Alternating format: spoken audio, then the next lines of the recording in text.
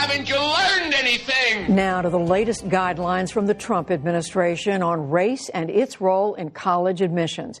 It is also the focus of our weekly education segment, Making the Grade. The Obama administration had encouraged schools to take a student's race into account to increase diversity.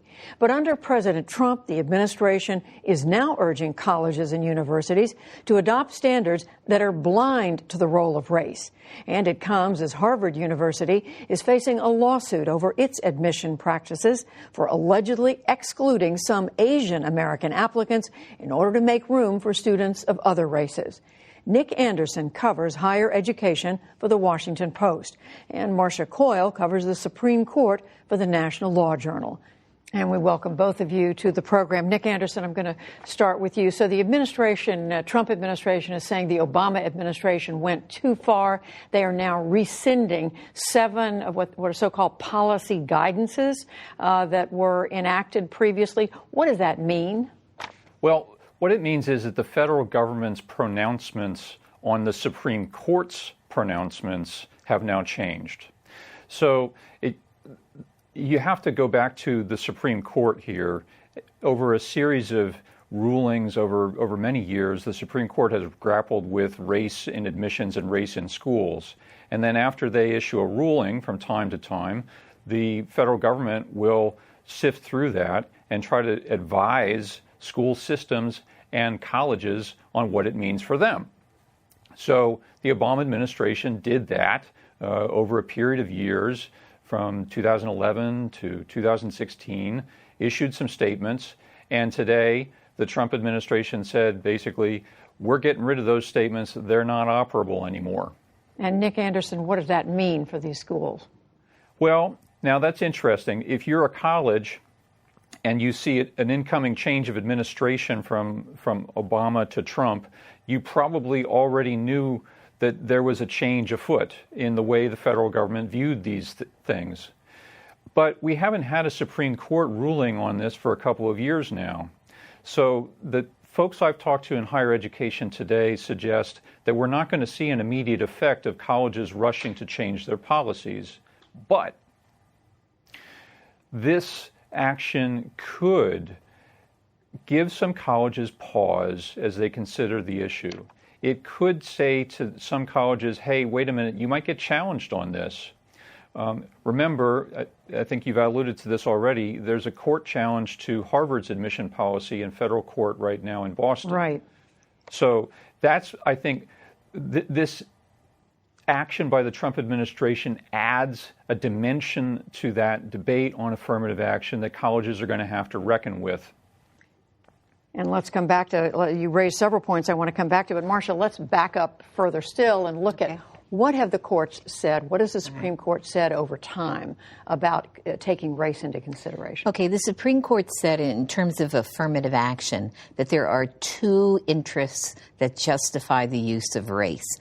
One, to remedy the present effects of past discrimination, and 2, to achieve diversity in education, particularly higher education. Now, the court said that when a university uses race, it has to meet the Constitution's toughest review, what we call strict scrutiny. One, it has to show that there is that compelling interest, achieve diversity or remedy past discrimination. And it has to be, the use of race has to be narrowly tailored to achieve that interest. It can't go any farther than necessary. And finally, the court has said that it has to show that there are no race-neutral alternatives available. The court also has said quotas are illegal, unconstitutional. If you're going to use race, it has to be one of many factors, part of a holistic review of a student's application. But what the Obama administration did in interpreting that was leaning in the direction of incorporating race into decisions, and now how the Trump administration is interpreting it is different. They're saying we don't think race should be taken into consideration as much. I haven't seen yet in writing what the Trump administration is going to issue to universities and school systems, but it's obvious that the Obama administration probably would take as broad a view as it could of the Supreme Court's ruling, whereas the Trump administration, being a conservative administration, is going to take a narrower view of what it thinks the Supreme Court said. But the Supreme Court has been clear. These decisions have been by narrow majorities. The last ruling was in 2016. It was a 4-3 decision. We all know there are 9 justices, but it came when Justice Scalia's seat was still vacant. Justice Kagan had to recuse because she had been involved in that case from Texas when she was in government. So it was 4-3, and it was Justice Kennedy who wrote the opinion, and it was really the first time he had upheld an affirmative action program. And of course, now we're at a moment when Justice Kennedy's leaving, and we're waiting to see who is very fragile majority. And an important moment, another important moment. So, Nick Anderson, just to come back to this question of how are schools to interpret this, you said a minute ago they're likely not to jump and do something immediately, but to take their time and see what more the Trump administration says? Yeah, it's worth pointing out that the Trump administration's language on this today was very restrained. They did not come out and say that they want to end affirmative action. The statements from Secretary of Education Betsy DeVos and Attorney General Jeff Sessions were fairly limited. They were trying to say that the federal government in its previous administration had overstepped slightly or in a significant way, in its interpretation of the Supreme Court rulings. And they were trying to say that, hey, let's just stay with what the judges have said and ruled. But they did not then take the next step, which is issue a prescription for what it thinks should happen. So I think colleges and universities, and school systems as well, because they're part of this, will probably be looking for further actions and words from the Trump administration on what it actually wants. And of course, everybody's eyes are on the Supreme Court nomination to come. No question. And Marcia, just quickly back to that Harvard case that has been working its way up through the courts, where the challenge is that Harvard has bent over backwards in other words, it hasn't done enough about race, those of different races beyond those who are Asian American. The charge is that they've discriminated against Asian Americans in their admissions policy. And it's not just Harvard. There's a lawsuit as well against the University of North Carolina. And I think it's important or interesting to note that the man and his organization that brought those 2 lawsuits is the same one who brought the University of Texas challenge to the Supreme Court in 2016.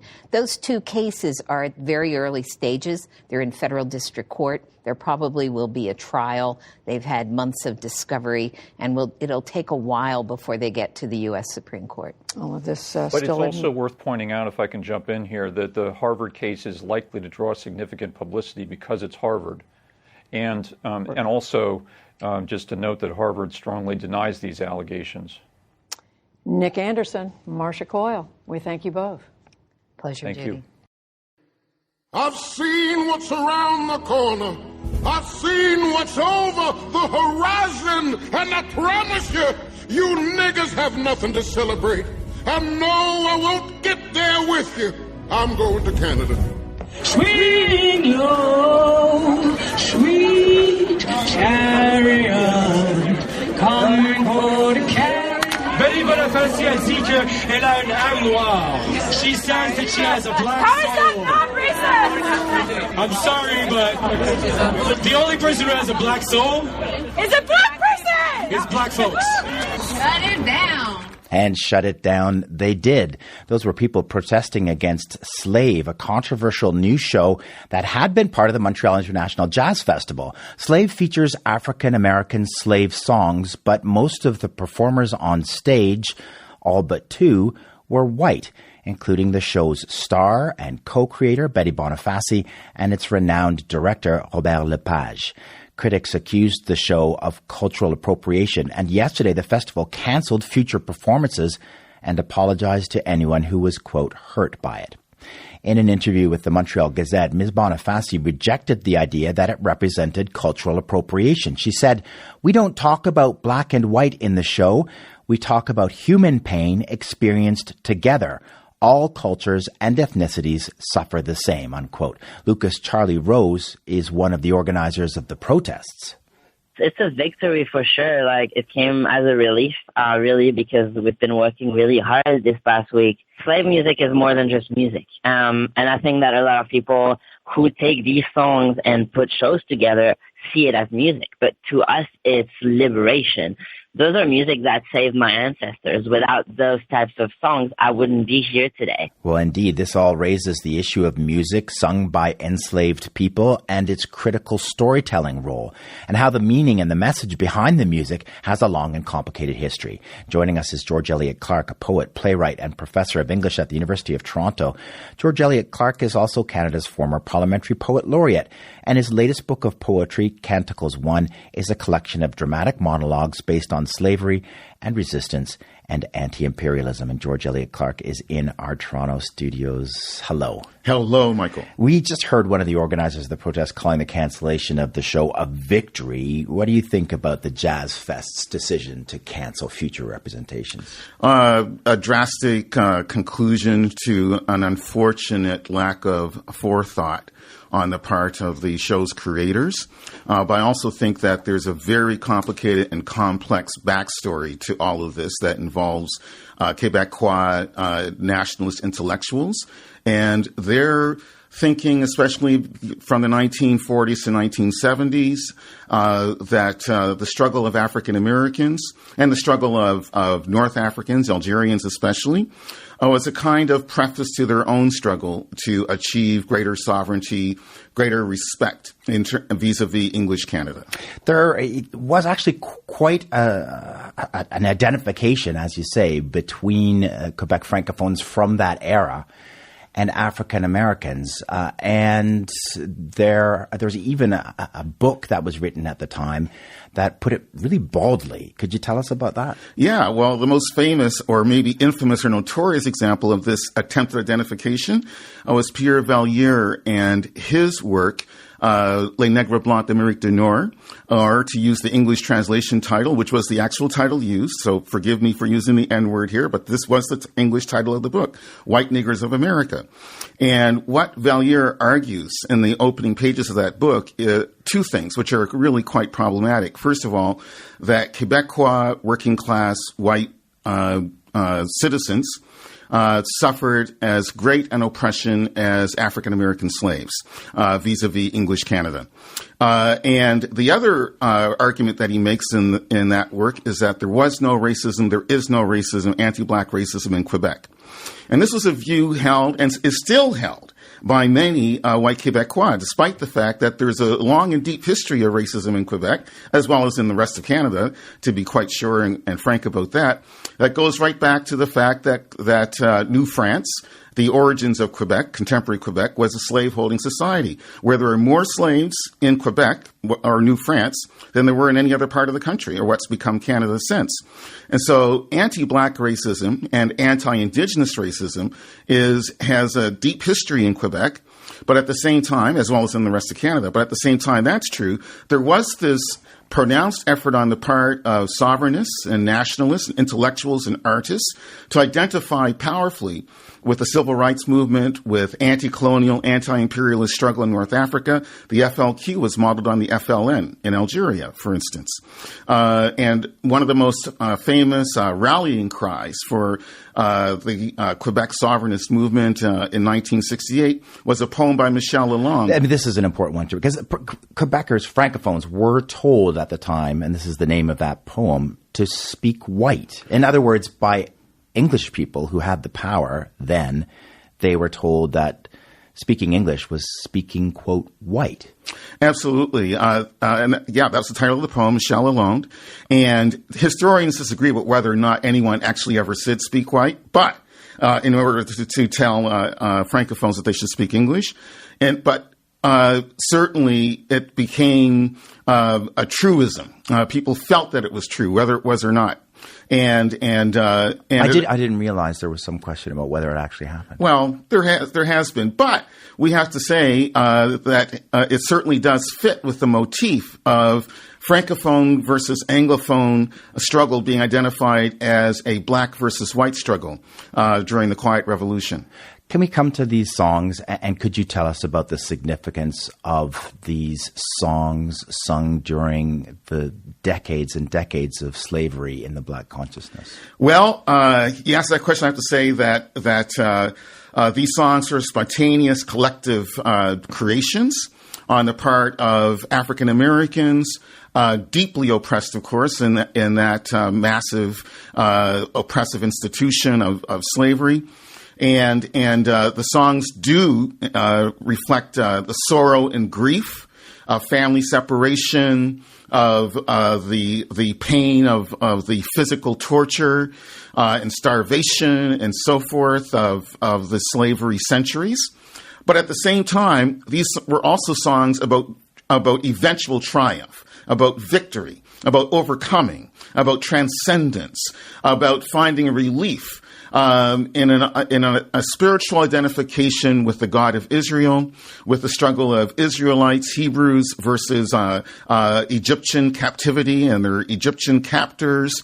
And all these stories about deliverance were extremely crucial to the mindset, the political consciousness of the spirituals. And we have to understand the spirituals were a framework of political resistance and consciousness about oppression and the promise that black people saw in Hebrew and Greek scripture and Old and New Testament, the idea of eventual liberation, that God existed, God exists, God is active, God is going to help you out, keep the faith. And at the same time, that was true in a spiritual and political sense. Some of the songs also contained instructions.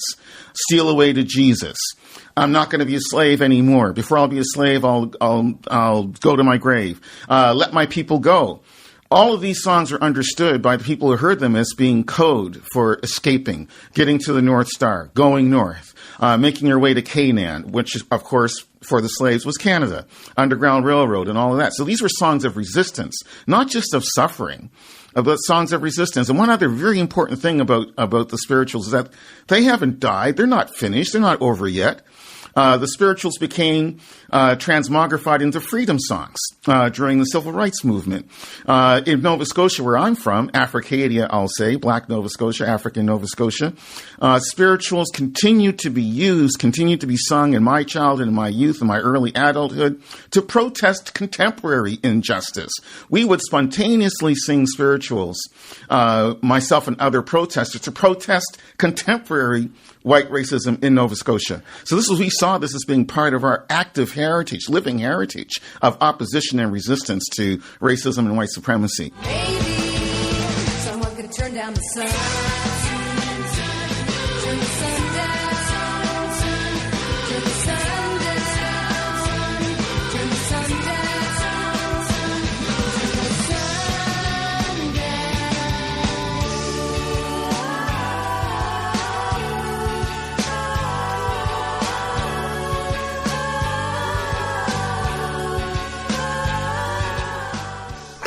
Yeah, I would love to be on the beach right now getting my tan on. Your tan on. Excuse me, guys. Is that Leah? Hello, Leah. I don't know because I'm in LA. Hi. Sounds like Leah. It is me, Leah. I just felt like I had to say something when I heard you talk about getting a tan. What's wrong with tanning? Why don't you want us to be tanned, Leah Danella, our teammate here on Code Switch? I worry that you two might be planning to go outside in the hot summer sun without proper protection, and that really concerns me. So I thought it might be helpful to hear a listener question that has to do with your ideas of fun. Hi, Code Switch. My name is Liz Mitchell, and I'm from New York. My question is about race and summertime skincare. I'm biracial, and my black family don't use sunscreen. If anything, they use oil at the beach. My white mom has always been all about sunscreen. I used to be like, I got melanin, I'm fine. But my white grandpa died of skin cancer, and since then, I felt like I'm inviting the cancer into my body whenever I step outside, and that I'm destined for an equally unpleasant demise. So, sorry to be grim, but I'd love to hear other people of color's thoughts and practices around skincare and skin cancer. Thanks. Ooh. Sorry. Wait, is she light-skinned? We don't know this. Well, actually, it doesn't really matter if she is or if she isn't. Why not? I'm the nice, deep, Listen dark, in, chocolatey brown. Gene Demby.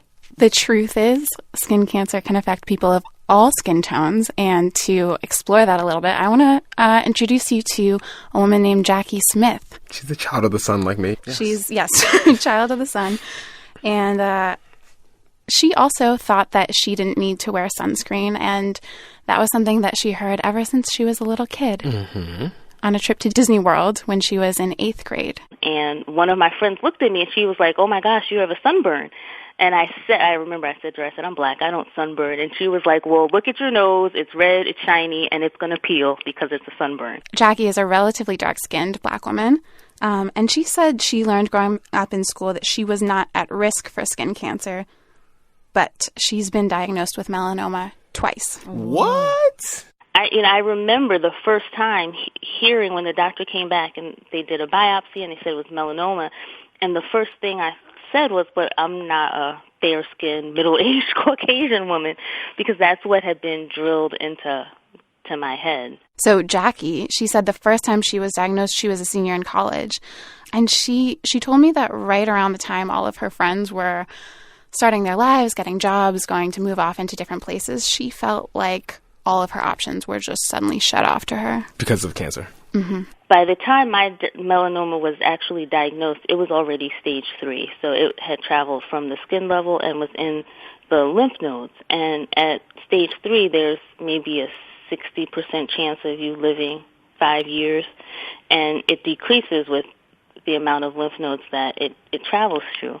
And so, I think this is telling because I went to the doctor consistently to try and figure out what's going on. I had this lump growing, and I was told, "Well, you're young, you're fine."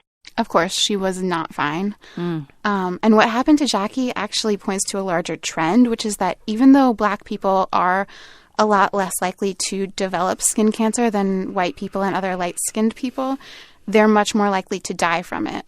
Oh, my God. For all the big structural reasons that we always talk about? Yeah. Exactly. One of the big reasons is that they're often diagnosed at way later stages. Like Jackie was. Exactly. And that could be because we, black people, don't think of ourselves as being at risk, so we don't get checked out or check ourselves. And it could also be because there are a lot of doctors who don't think that black people fit the profile of a skin cancer patient, so they're not expecting to see it. And Jackie says that that's really bad. Because you start to wonder, I was someone who was very vocal and kept going back, and at one, I didn't care if I was a bother to my physicians, and I questioned my doctors when I didn't feel that they were doing as much as they could or should. Well, what if there's someone who isn't as secure or would rather say, "Okay, if you say it's nothing, I'll believe it." It sounds like a weathering episode all over again about how black women will be like, "Hey, this is something, I think there's something wrong," and medical professionals will just wave them off. Exactly. It happens with so many different kinds of diseases and conditions, and skin cancer is no exception. So Jackie says that black people, brown people, young people, anyone who thinks they don't need sunscreen, wear sunscreen. Check your entire body for any suspicious moles or lumps and go to the doctor and get checked out. She's doing a campaign right now called the Get Naked campaign. So there's a big video of her in Times Square in New York City, a picture of her naked being like, "Whoa, protect against skin cancer." And she's really excited because there aren't often dark-skinned black people doing campaigns like that. So it's really cool to have that in such a public space. And she wants it as a reminder because she says skin cancer is a really big deal. People say, "Oh, melanoma, you just have a mole removed." And then I show them, no, okay, here's what I had. I have an 8-inch scar from my surgery. They removed every single lymph node in my pelvic and groin region. I have a bigger scar around that from radiation. I had to give up 2 years of my life. I had to inject myself weekly with interferon. Because of that, I have weakness and I have cognitive, my memory isn't as sharp as it used to. I developed lymphedema in my right leg. I just last month had a lymph node transplant where they removed lymph nodes from my side and put them into my ankle. And so all of this is from a cancer that, had I known I could have perhaps prevented it, I would definitely have just worn sunscreen. I'm never going outside again. Never. Just. Oh, Jackie, thank you for SPF sharing 9 your million. story. Thank you, Thanks, Jackie. Leah and Jackie. And I maintain that people who classify themselves as white don't really like the way they look. That's why they want a suntan. This week, the governor of Hawaii is expected to sign the world's first ban on sunscreen sales. Research shows chemicals in some sunscreens may harm coral reefs. So the ban is good for coral. But what about people and their skin? Although the ban does not go into effect for another 3 years, people are asking about alternatives. NPR's April Fulton has more. The sunscreens Hawaii is banning include the chemicals oxybenzone and octinoxate. And that's a big deal because 70% of sunscreens on the U.S. market contain oxybenzone. Jay Sorois is with the Consumer Healthcare Products Association, which represents sunscreen makers. We're taking away a product that have been shown over the course of time to be safe and effective. But some studies have found that oxybenzone contributes to the death of baby coral. When they come across oxybenzone, they just encase themselves in their own skeleton, effectively killing them. That's biologist Craig Downs. He runs the Hereticus Environmental Lab in Clifford, Virginia, and it's his research that prompted Hawaii's ban. Sunscreen pollution doesn't kill all the world's coral reefs. It threatens coral reefs that are most important to people. Hawaii welcomes about 9 million tourists a year. That's a lot of people wearing sunscreen. But Jay Sorois says the study only looked at coral in the lab. And in the ocean, there are lots of other factors contributing to coral death. We feel there's a number of flaws in the study. We feel that there's a much bigger body of evidence out there that demonstrates that there are other more proximate causes. This ban confuses consumers. That's dermatologist Lisa Chips, who has a practice in Beverly Hills. She worries the ban may discourage people from wearing sunscreen when they're finally getting the message that the sun's rays are really damaging. The cumulative ultraviolet damage that our skin receives every single day damages the cells and predisposes us to skin cancers as well as aging. If your favorite sunscreen's on the list, there are other options. The FDA has approved 16 active ingredients for sunscreens, so check the label. They don't all contain banned chemicals. Or you could choose a mineral-based sunscreen that protects skin by reflecting the sun's rays. Whatever you choose, here are the important things to consider. As a general rule, most patients should be wearing a sunscreen that is an SPF of 30 or higher, and that is broad spectrum to protect against both UVA and UVB damage. But how much attention are people really paying to their sunscreen? I went to sunny Santa Monica Pier to find out. Do you know what's in your sunscreen? Absolutely not. Do you have it with you? Let's take a look. Avobenzone, homosalate, octisalate, octicrylene. Okay, you might actually be okay. That's Debbie Lab from Denver. With that sunscreen, she'd pass the Hawaii test. But really, the best thing you can do to protect your skin is cover up with hats and clothing and stay out of the sun between 10 and 2 when it's really strong. April Fulton, NPR News, Los Angeles. 5, 4, 3. She's pure alligator. Pure white. 2. Albinos that do make it to reproductive age can't find a mate because they look funny. 1. Albino affairs.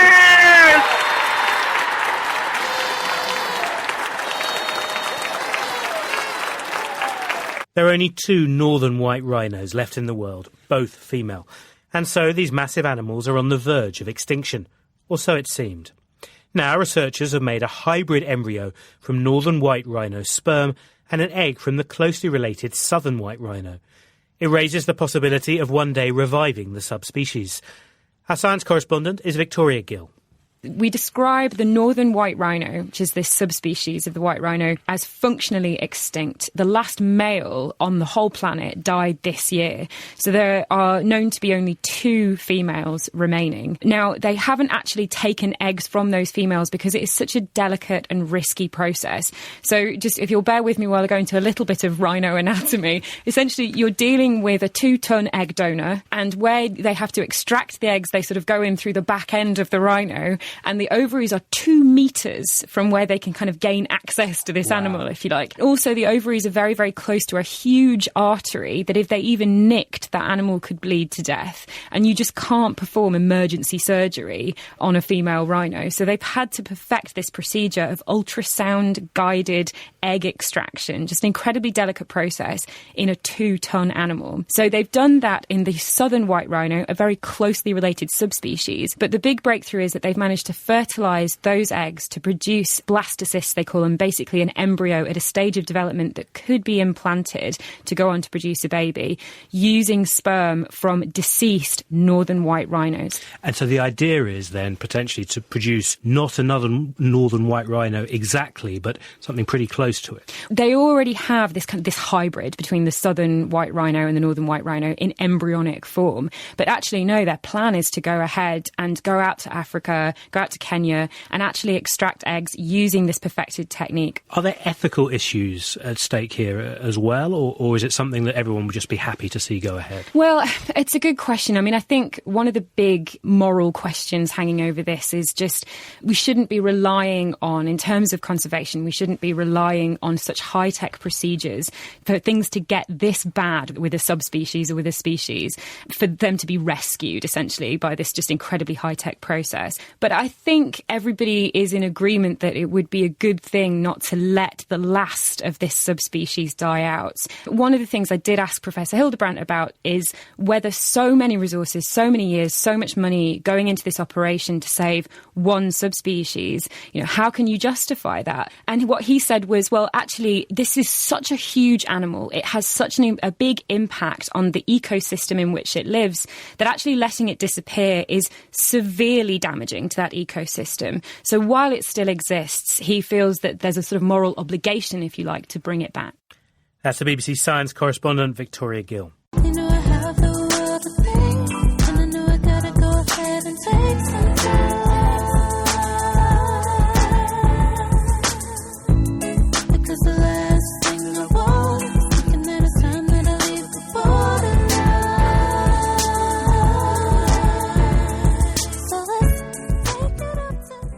Finally, another installment of our weekly series, Brief But Spectacular.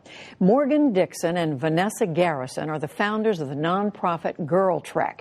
It's part of their mission to reduce the leading causes of preventable death among African American women.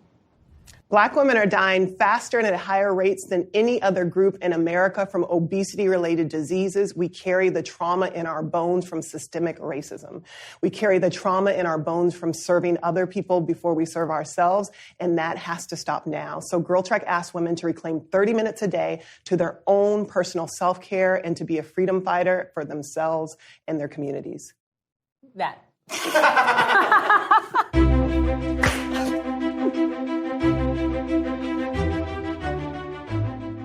I am grateful, like many Black women in this country, to have been raised by a village of Black women. My grandmother and my auntie stepped in when my mother was not available to care for me.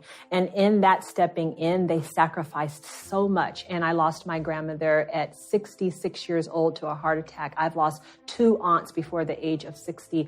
The crisis is taking the women from my family at an age that just feels very unfair to me. GirlTrek is the largest health organization in the country for Black women. We are reclaiming the streets of Black neighborhoods one woman at a time. Our goal is to rally 1 million Black women to walk to save their lives. 80% of Black women are over a healthy body weight. 53% are obese. More than 2/3 of Black women get little to no leisure time physical activity. And the most heartbreaking of all, 1 in 2 Black girls born in 2000 are projected to get diabetes unless levels of activity or diet changes. There's a hashtag Trust Black Women, and I would encourage you to do that because Black women from Alabama to Bree Newsom, who climbed the flagpole, all the way back to Anita Hill, have been charting the way forward for social change.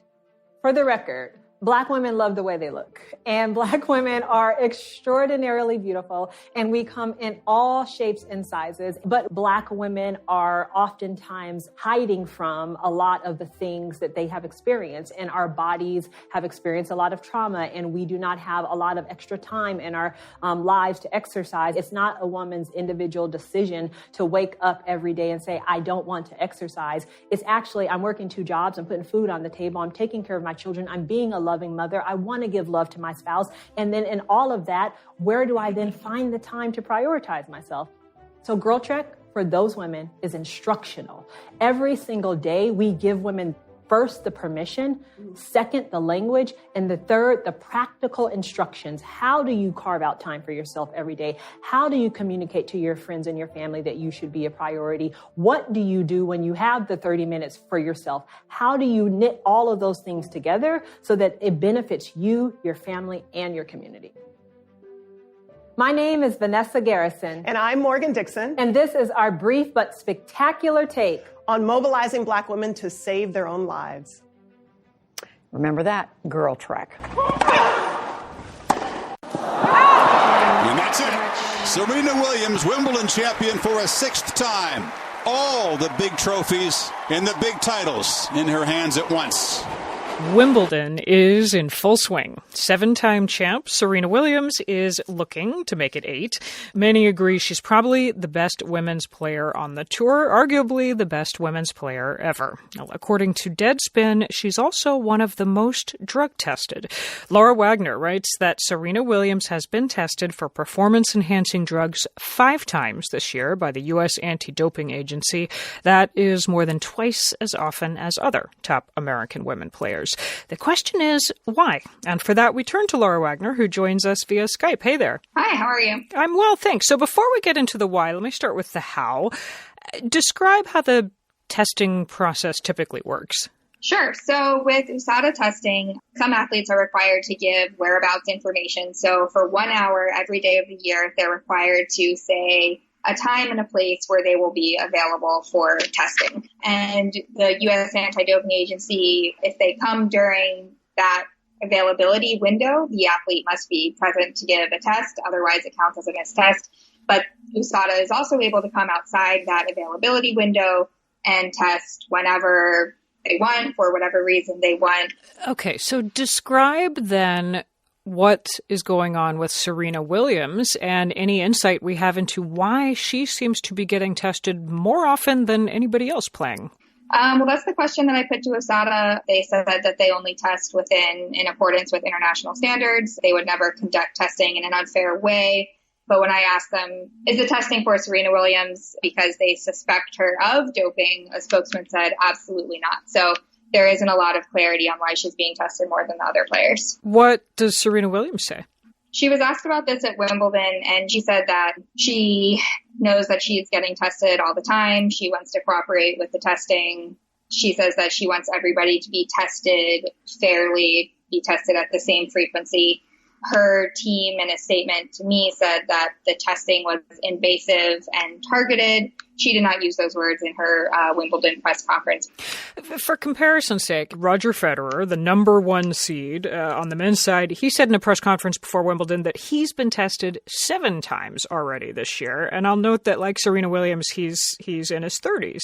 Is one possibility that nobody quite believes people could be playing this well at this age without getting a little bit of help from somewhere? Yeah, I think that's certainly a theory that's been floated. Of course, USADA wouldn't say anything specifically about that.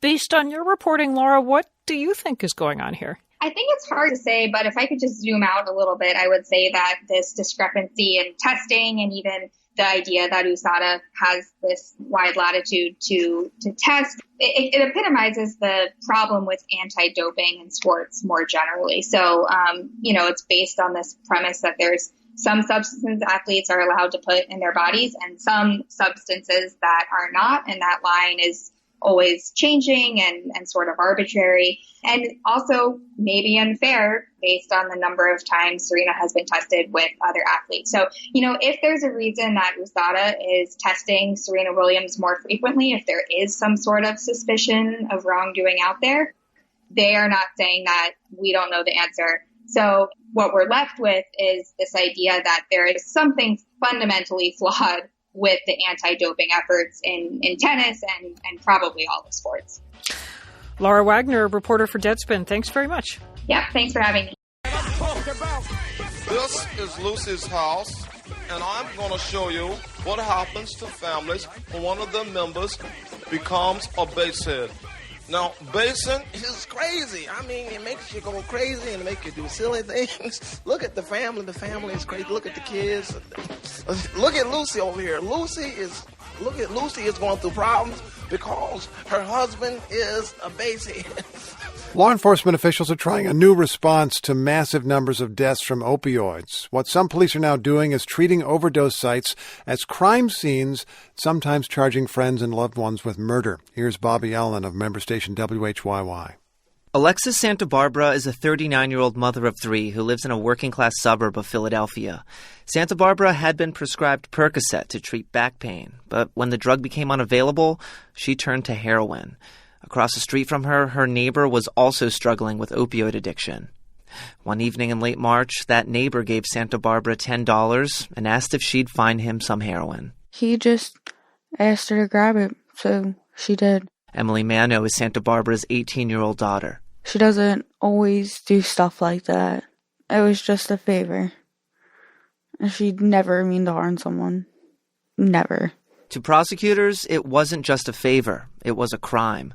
Authorities say Santa Barbara obtained heroin laced with the powerful synthetic drug fentanyl. Shortly after, court records show, Santa Barbara texted her neighbor, "Are you okay?" He wasn't. George Yakubian is Santa Barbara's lawyer. His wife comes home and finds him collapsed on the floor of a bedroom. Emergency responders pronounced the neighbor dead on the scene. Santa Barbara is now in jail awaiting trial on third-degree murder charges. Before she turned herself in, she for the first time revealed her addiction to her daughter. She sat me down, and she said that something bad happened. She said that she would be getting into trouble. More and more trouble is following fellow drug users, friends, and relatives of those dying from overdoses. With the country's opioid crisis widening, bystanders to fatal overdoses are increasingly becoming criminal defendants.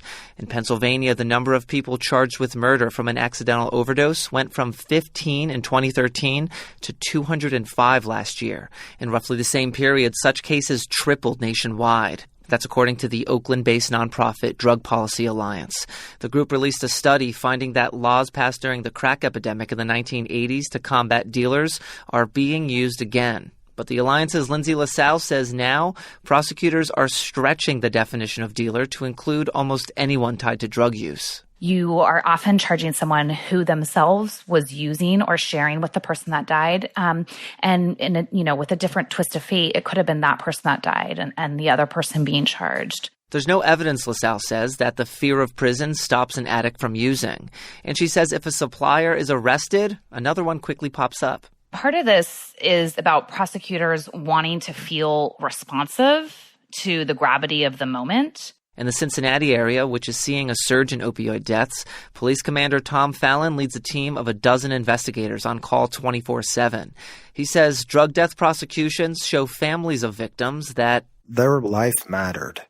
And the message we want to get out to drug dealers is if you sell drugs that kill somebody, you're going to go away, and you're going to go away for a long time. Prosecutors in Santa Barbara's case wouldn't talk for this story, but she is facing 20 to 40 years in prison, even though she wasn't present when her neighbor died.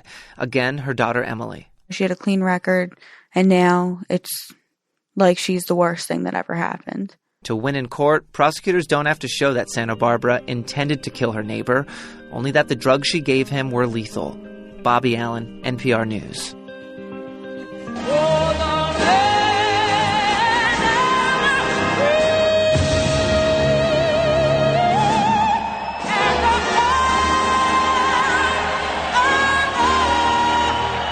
This is WNYC in New York. I'm Jamie Floyd. A dramatic situation is winding down at the Statue of Liberty this hour, Liberty Island. In fact, as police climbed out onto the base to capture a woman who said she would not come down. WNYC's Eliot Meritz has been following the situation all afternoon, and he's here in the WNYC newsroom to update us.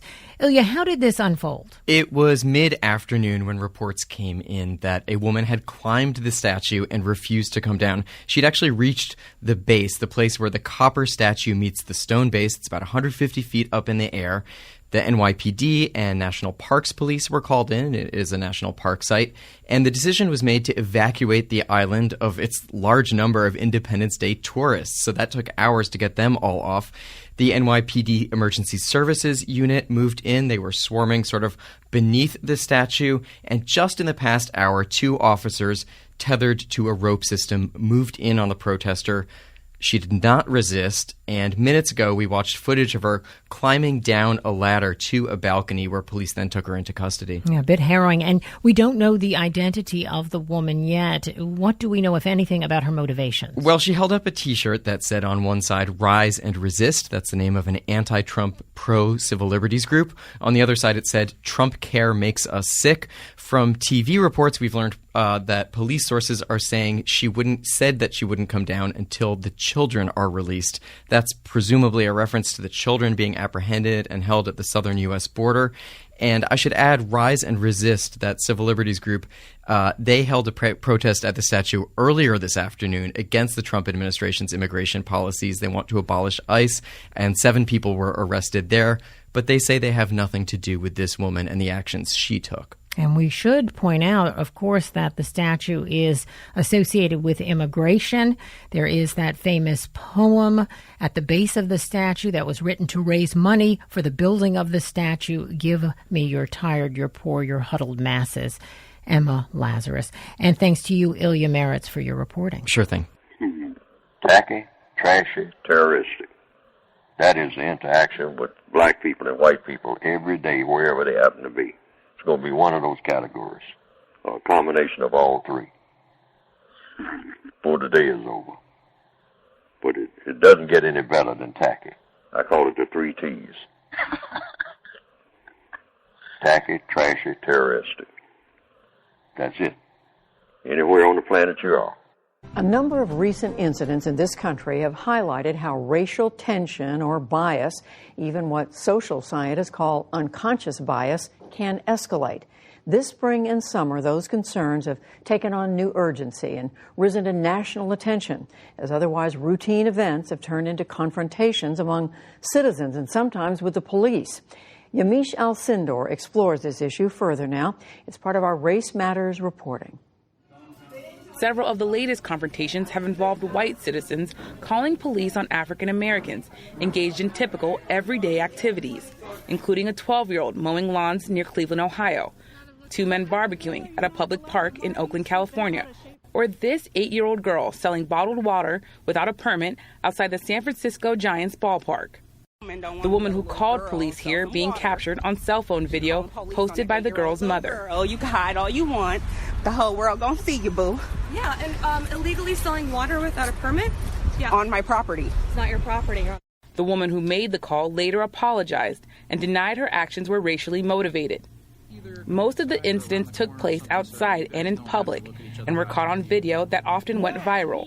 While none of those incidents resulted in arrests or charges being filed, they followed other high-profile confrontations, including one in May that took a much more violent turn. Police in Warsaw, North Carolina, responded to a call from Waffle House employees over an alleged argument with a black patron. An officer slammed 22-year-old Anthony West into a wall and choked him. They said West, who had taken his sister to her high school prom earlier that night, was uncooperative. He was later charged with disorderly conduct and resisting arrest. The CEO of Waffle House later apologized to West privately. And in early April, 2 black men were arrested in a Philadelphia Starbucks when employees called police because the men had taken a table without ordering anything. The men were later released and settled with the city for $1 each, and a pledge to establish a program for young entrepreneurs. The founder of Starbucks personally apologized to the men. as I shared with you in Philadelphia, it was a reprehensible situation that we took complete ownership of, and something that really was embarrassing, horrifying, and all the issues that we talked about that day. And the company closed thousands of its stores nationwide a month later for a one-day employee training session on how to recognize and overcome implicit or unconscious bias in their decision-making. All of this comes at a time when police behavior and response is under scrutiny, particularly when it comes to detaining and arresting black people. On June 19th, police in East Pittsburgh shot and killed 17-year-old Antoine Rose as he fled a car. The vehicle was stopped during the investigation of a drive-by shooting. Rose was shot 3 times in the back as he ran. The officer who fired the shots was later charged with criminal homicide. Many of these incidents have taken on hashtags and memes of their own, often referred to as living while black. We examined the concerns and some of the responses with the president of the NAACP, Derek Johnson. Derek Johnson, thanks so much for being here. I want to jump right in. There have been incident after incident of people calling the police on black people while doing regular everyday things like swimming and barbecuing. What do you think is at the heart of these incidents? Well, we've seen since the president election in 2016 an increase of intolerance. You have individuals who simply see young kids and think they are criminals. They pose a danger. In my home city of Detroit, Michigan, a 14-year-old simply asking for direction to schools to get shot at. The level of intolerance is germinating directly from the White House. Some people are criticizing the police, saying that they shouldn't respond when someone calls the police on an 8-year-old selling bottled water. What role do you think the police have, especially when the police say that they need to respond because if they're called, they need to engage? Well, at some point, the police also need to take account that individuals are being falsely accused, and those who are accusing should also be facing criminal charges. How could anyone call the police on an 8-year-old selling bottled water? The level of intolerance is something that needs to be responded back to by the police. So if there's a false claim, those individuals who are making a claim should be charged. And in some of these incidents, we see white people, white women calling the police on black people. These callers often say that they aren't motivated by race. They're just concerned citizens that want to talk to the police. What's your response, and what do you make of people saying that people should have a right to call the police if they have a concern? Well, we're not suggesting no one shouldn't call the police, but implicit bias is something that we've seen across the country for many years. The difference now between the past is social media has allowed individual citizens to capture what's taking place, to report it, and or have a counter sense of information, the truth. People are so disturbed by some of these incidents because we've seen lethal incidents where police have encountered unarmed African Americans and shot them unjustifiably. But we also see that Starbucks closed thousands of its stores to train its employees on implicit bias and unconscious bias. Are you at all encouraged by what you see Starbucks and others doing? Well, when corporate citizens such as Starbucks understand the complexity of what's taking place, to take a step back, shut down the stores, take a loss to ensure that their employees understand the seriousness of misrepresenting someone's character or behavior, that's significant. Other corporations should take notes. So what do you think the NAACP is doing or should be doing to kind of counteract some of the things that you just talked about? Well, presidential election is the high watermark of voter activity. Midterm elections is when activity goes down. We're encouraging our voters, individuals who has a history of voting during presidential, we must go vote during this midterm elections.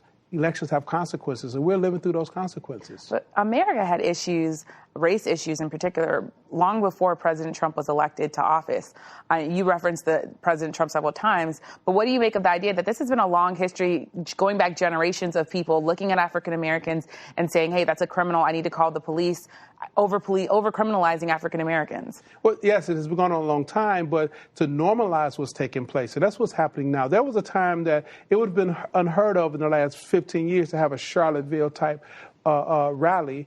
And over time, people say this is not right. But since the presidential election, we've seen a sharp increase. In fact, since the election of President Obama in 2008, we've seen this increase. And now there's a complete loss of civility in the public discourse, complete distrust, and media plays a key role in creating tribalism in ways in which we have not seen in many, many years. So do you believe that if someone can then go to the ballot box, elect an official that cares about racial discrimination, cares about these issues, that's going to stop someone from calling the police on a girl who's selling bottled water? Do you think that this is something that's ultimately political, or do you think that there is a cultural change that needs to be happening here? Well, it's an accountability question that I'm raising. Police officers only respond if there's accountability in place. So you have accountable district attorneys to ensure that they will apply the law equally to bad actors, police officers, as they will criminals. Then the police officers adjust their behaviors. If you have elected officials who are leaders in their communities and they put in place public policy to hold people accountable, then the level of intolerance will go away, and because there is an accountability measure that's in place. You talked about the laws, you talked about policies, but what we're talking about is white citizens looking at an African-American child selling bottled water and saying, I need to call the cops. That's not a law that can change. That's someone's heart or someone's mind looking at that child and saying something needs to happen here. Well, it's hard to legislate someone's heart. You know, the only thing you can do is put accountability measures in place and hope that different communities embrace a multicultural reality where people can have greater appreciation and understanding. I want to ask you about President Trump's nominee to the Supreme Court. We don't know who they are yet. However, a lot of these cases, lethal cases with police, they're ultimately litigated in the courts. In your opinion and in the view of the NAACP, what are some of the most important things that might come before the Supreme Court?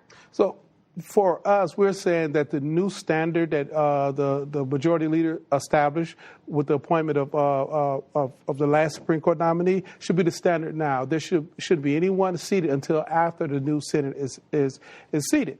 That is because the Supreme Court is significant. We have the Voting Rights Act will be coming right back before the Supreme Court in the near future. You have all type of civil rights gains that we've seen over time will be coming before this court. And if we allow an activist court to undermine and wipe out the gains this country has made over the last 50 years, we will be a worse nation for that. Well, thank you so much for joining me, Derek Johnson, the president of the NAACP. Thank you. Release the beast and purge in our American streets. Your new founding fathers encourage your participation.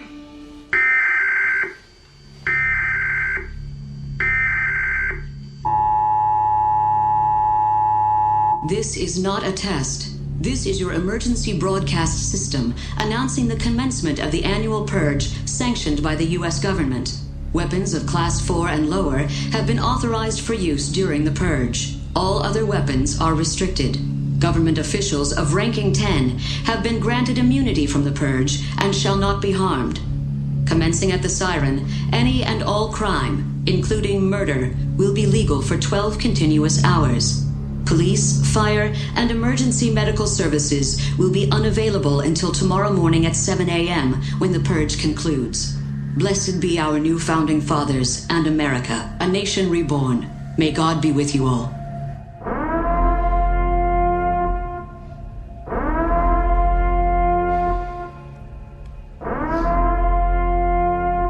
In a not-so-distant dystopian future, people are pitted against their neighbors one night a year.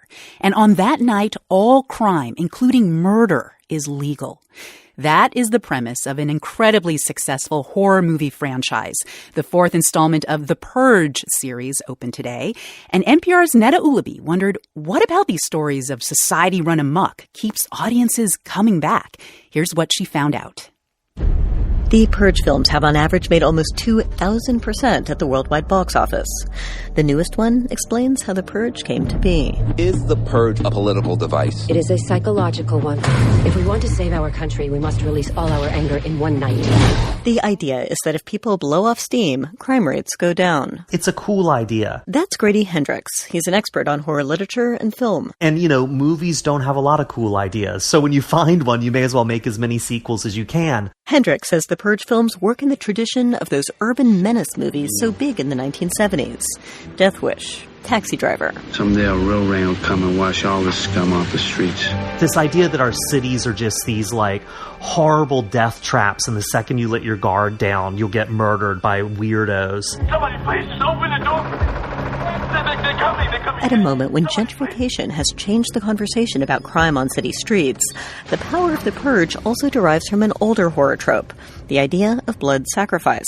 Played out in the Hunger Games books and movies, and, Hendricks says, the classic Shirley Jackson short story, The Lottery. Where, for a society to be healthy, you just have to kill people sometimes. The politics of the purge haven't been exactly subtle. In one, the heroine is a crusading senator who calls out the National Rifle Association. The money generated from the purge lines the pockets of the NRA and insurance companies. The end justifies the means. James DeMonaco wrote all the Purge movies. In a promotional interview with Movie Clips Coming Soon about the first one back in 2013, he said he purposefully made the backstory shadowy. We kind of say that America was starting to crumble. Crime, poverty, stock market crash, many wars. So everything kind of went haywire. New government regime came in and got us back on track by creating the Purge. The baddest guys in the series tend to be wealthy elites who enjoy private manhunts and deem certain people expendable, like the homeless or political opponents. We are going to use this year's Purge to do some spring cleaning, gentlemen.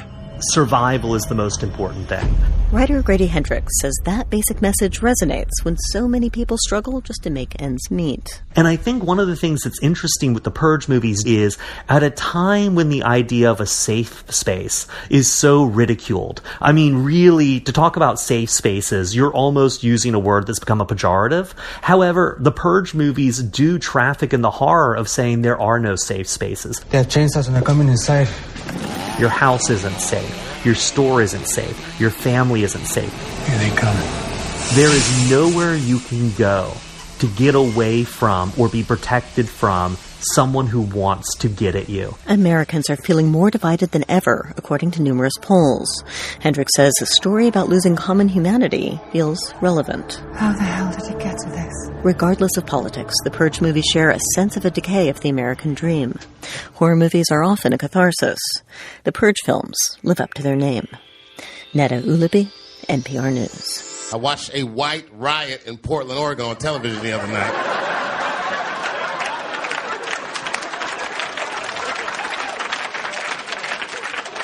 News said they did $1 million worth of damage. Every black person was watching that like amateurs.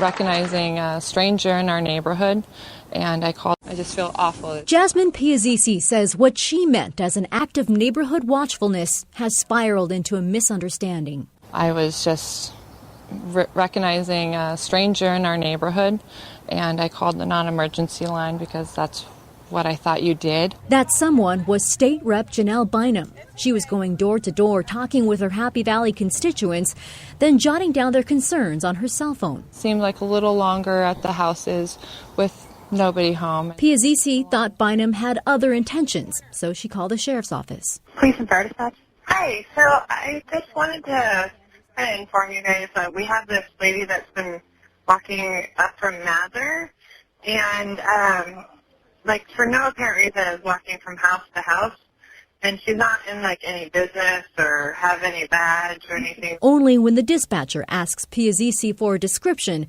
does Bynum's race come up. Are you a white female? No, she's African American, from my cousin's house. A Clackamas County Sheriff's deputy responded and took this photo. Bynum posted it and what happened on social media. Many responded, suggesting what Piazzisi did was racist.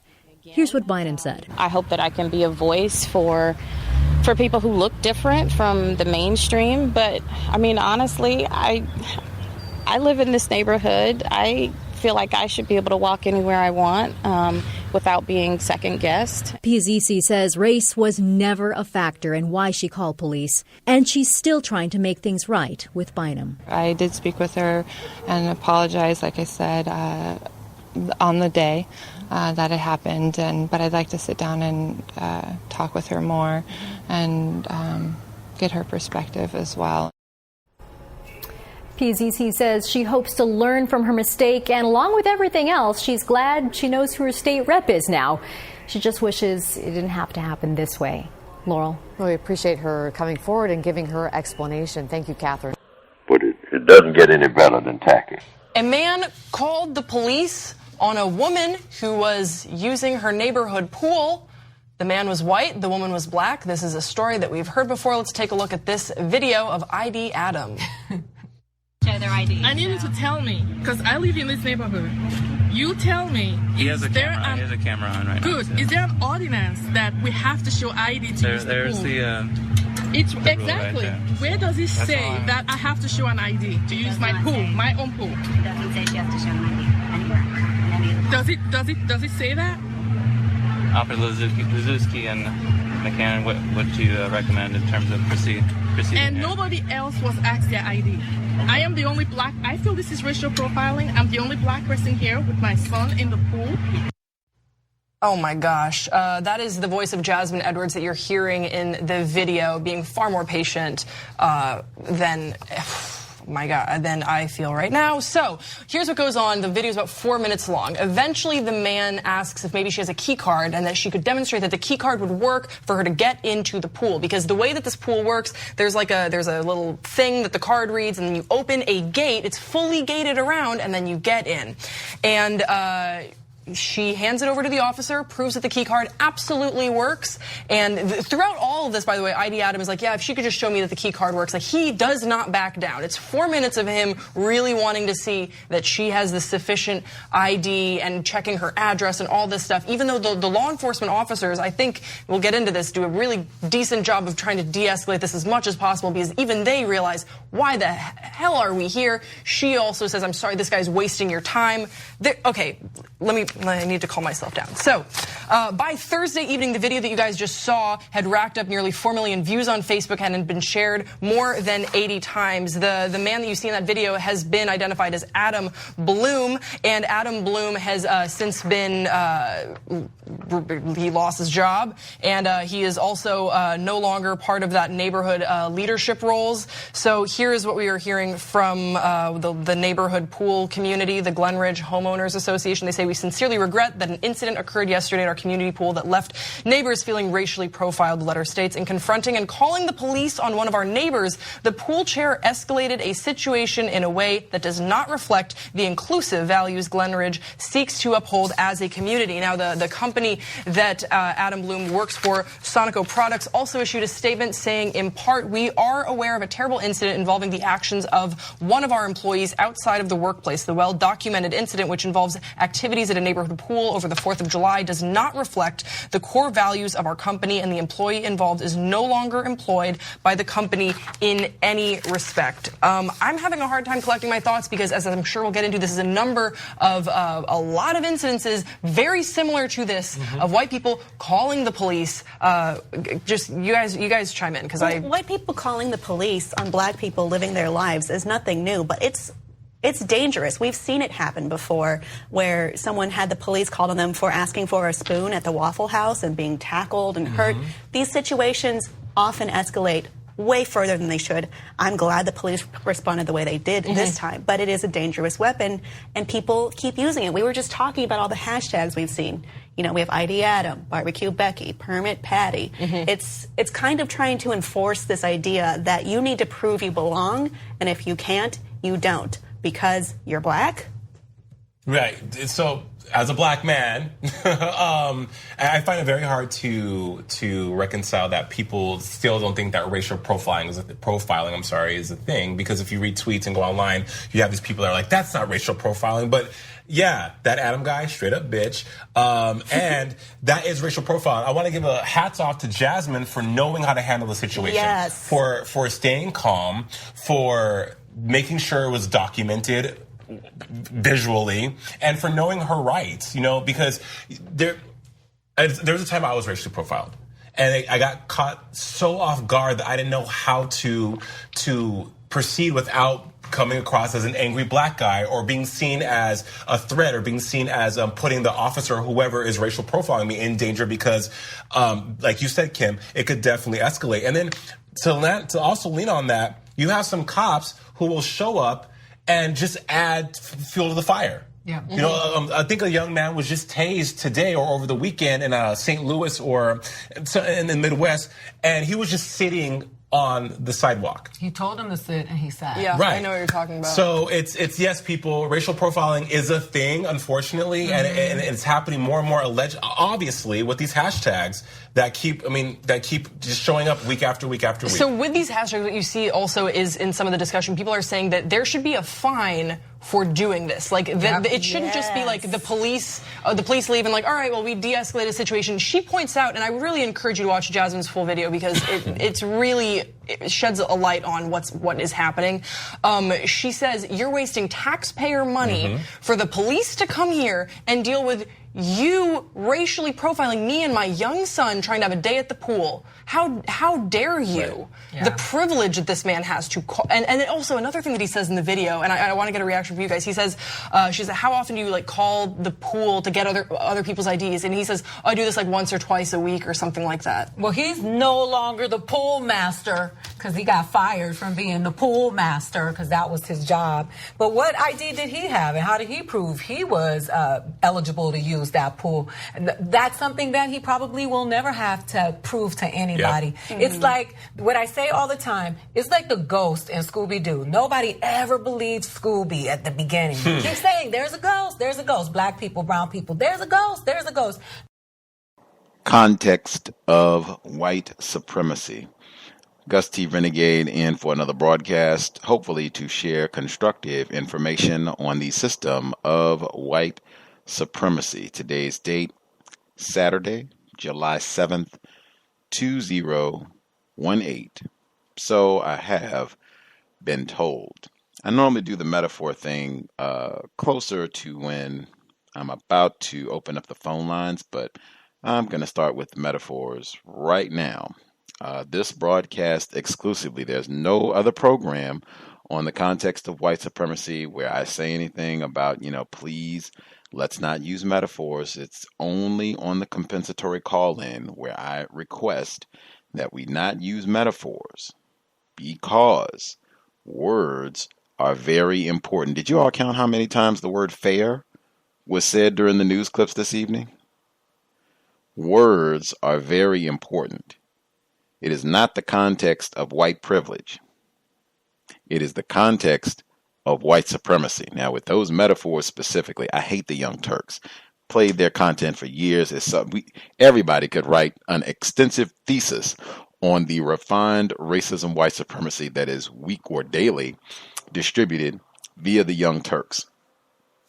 That last segment was the Young Turks, where they were talking about the pool incident, yet another pool incident, where they had a black female victim of white supremacy on during that segment reporting, and she said, and you had a lot of victims of racism talking about people, what they kept saying, saying that racial profiling doesn't exist. Again, it is not the context of racial profiling.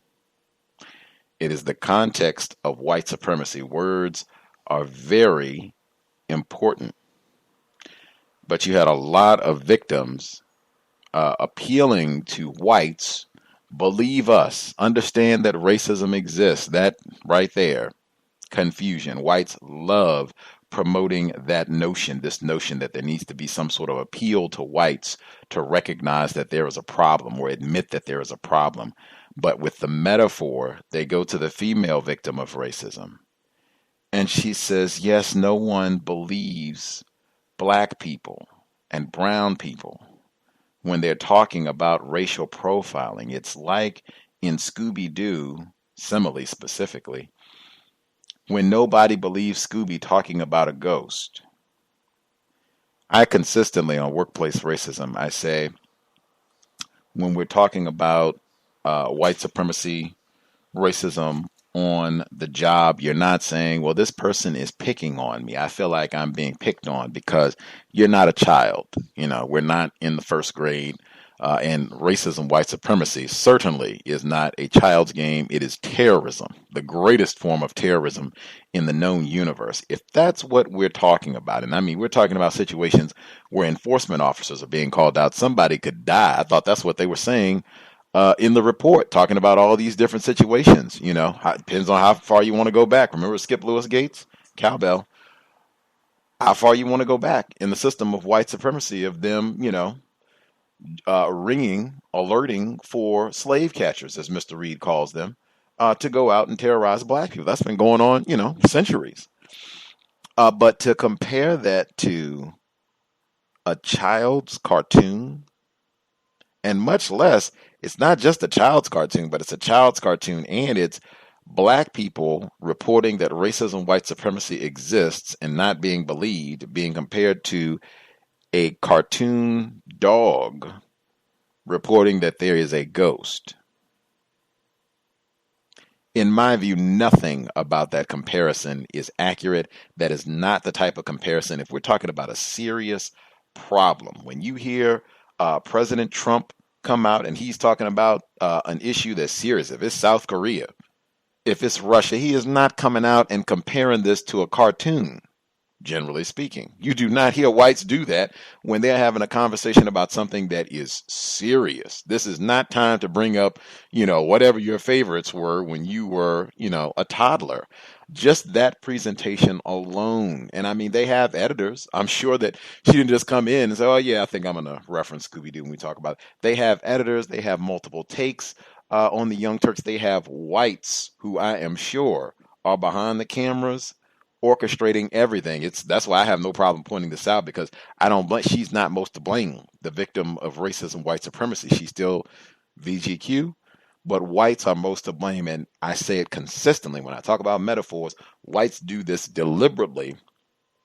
In my opinion, they know the power of language and using metaphors and similes, the way that you describe and how you compare and contrast ideas. That has a huge impact on the way that people think. Frequently, it's even on an unconscious level where you talk about unconscious bias. Forget that. Unconsciously, words can have a huge impact where your brain is processing information before you're even aware of the associations and that sort of thing. You might not even have even consciously recognized, oh wow, they're comparing racism to some child's cartoon.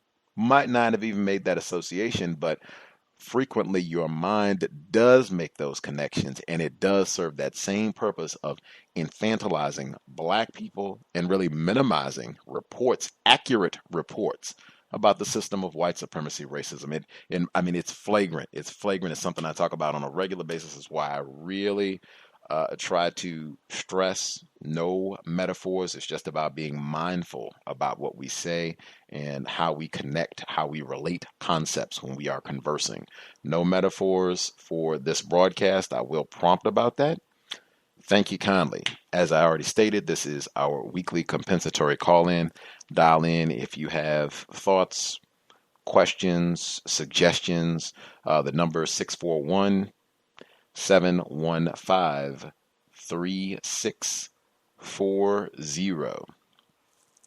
The code 564943 pound.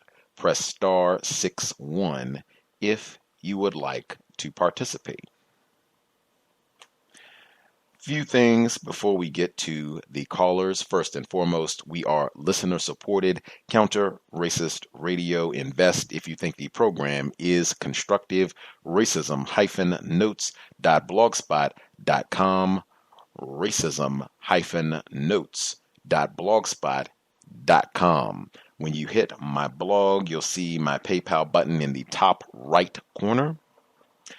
Huge thanks to all the folks who have invested nearly a decade of counter-racist broadcasting. I hope it has been worthy of your time and energy. If you are not into PayPal, drop me an email. We can get you a physical mailing address.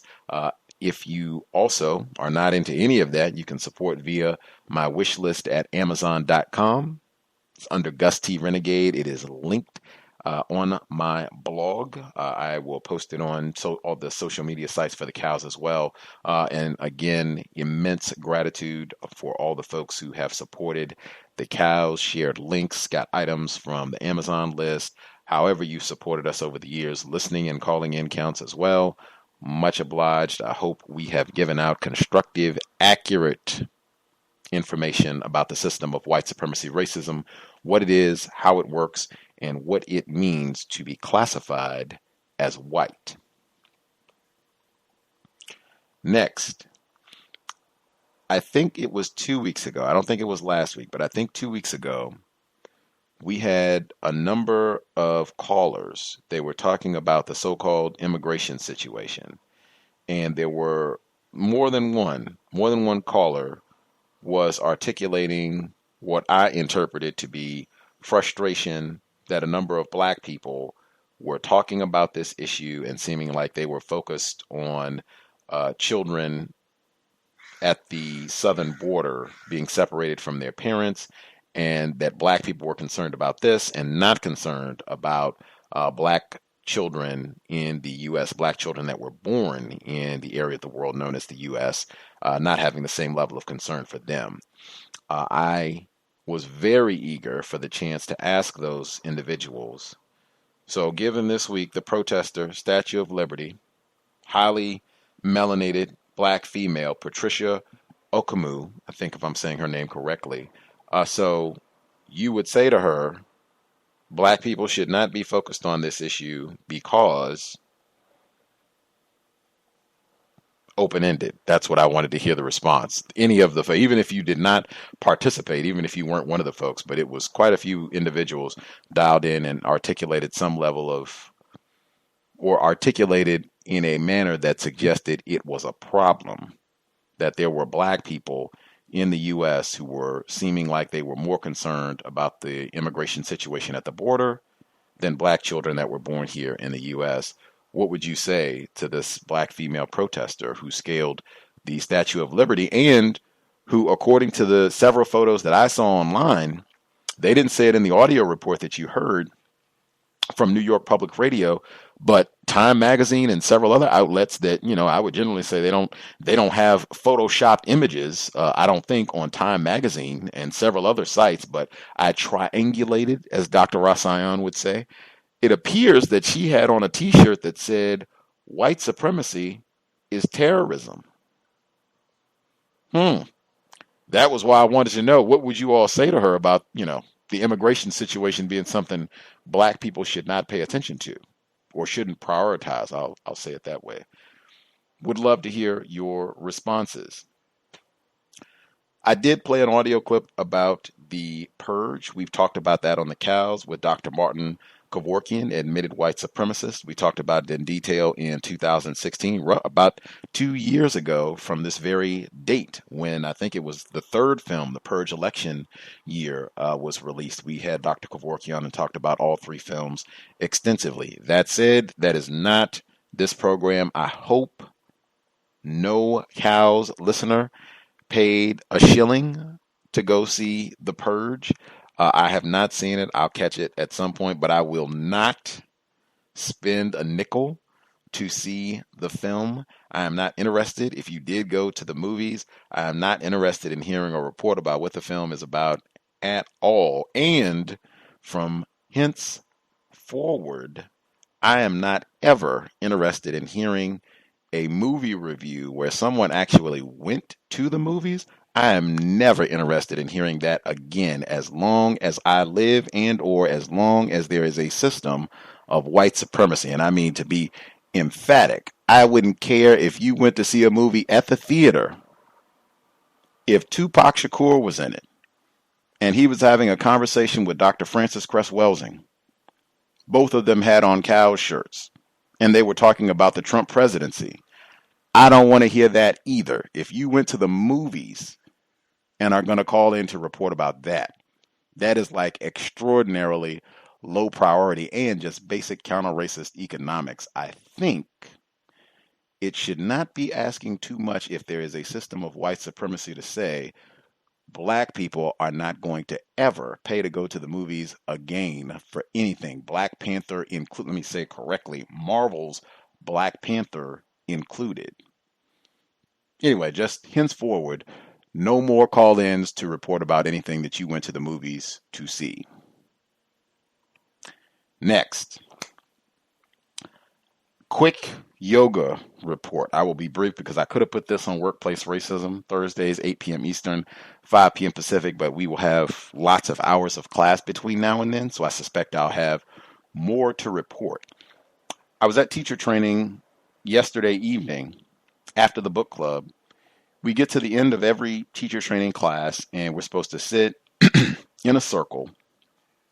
One person generally will volunteer, and they will kind of close out class. They'll say, whatever it is, and people will say namaste, the typical greeting or what have you. I don't do any of that. I do not namaste. I don't om. I don't do any of that as a result of the terrorism that I have told you all about that I've experienced this year. Anyway, we were going to do all that, and an instructor who I think is a suspected racist, someone who would be classified as white.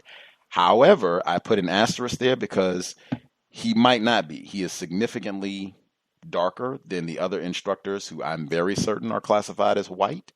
I showed this person's photograph to another individual, another non-white person, and they said, oh no, this person I think is non-white. So I can show to everybody. I can put it on my Facebook page if you all want to see, and we can vote and see what you all think. At any rate, this person who I think is white, at the end of class, he said, we'll say, Winnie, would you lead the closing ceremonies?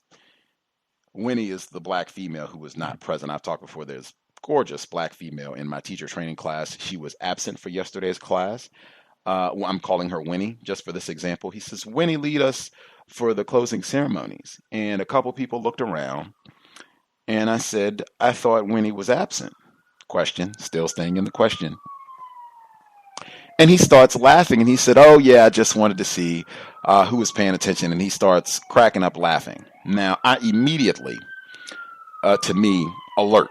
This, something just seems not quite right, and it seems like it could even be the chaos of Seattle. Seems like it could even be an act of white supremacy racism. And I was not immediately sure how to categorize it.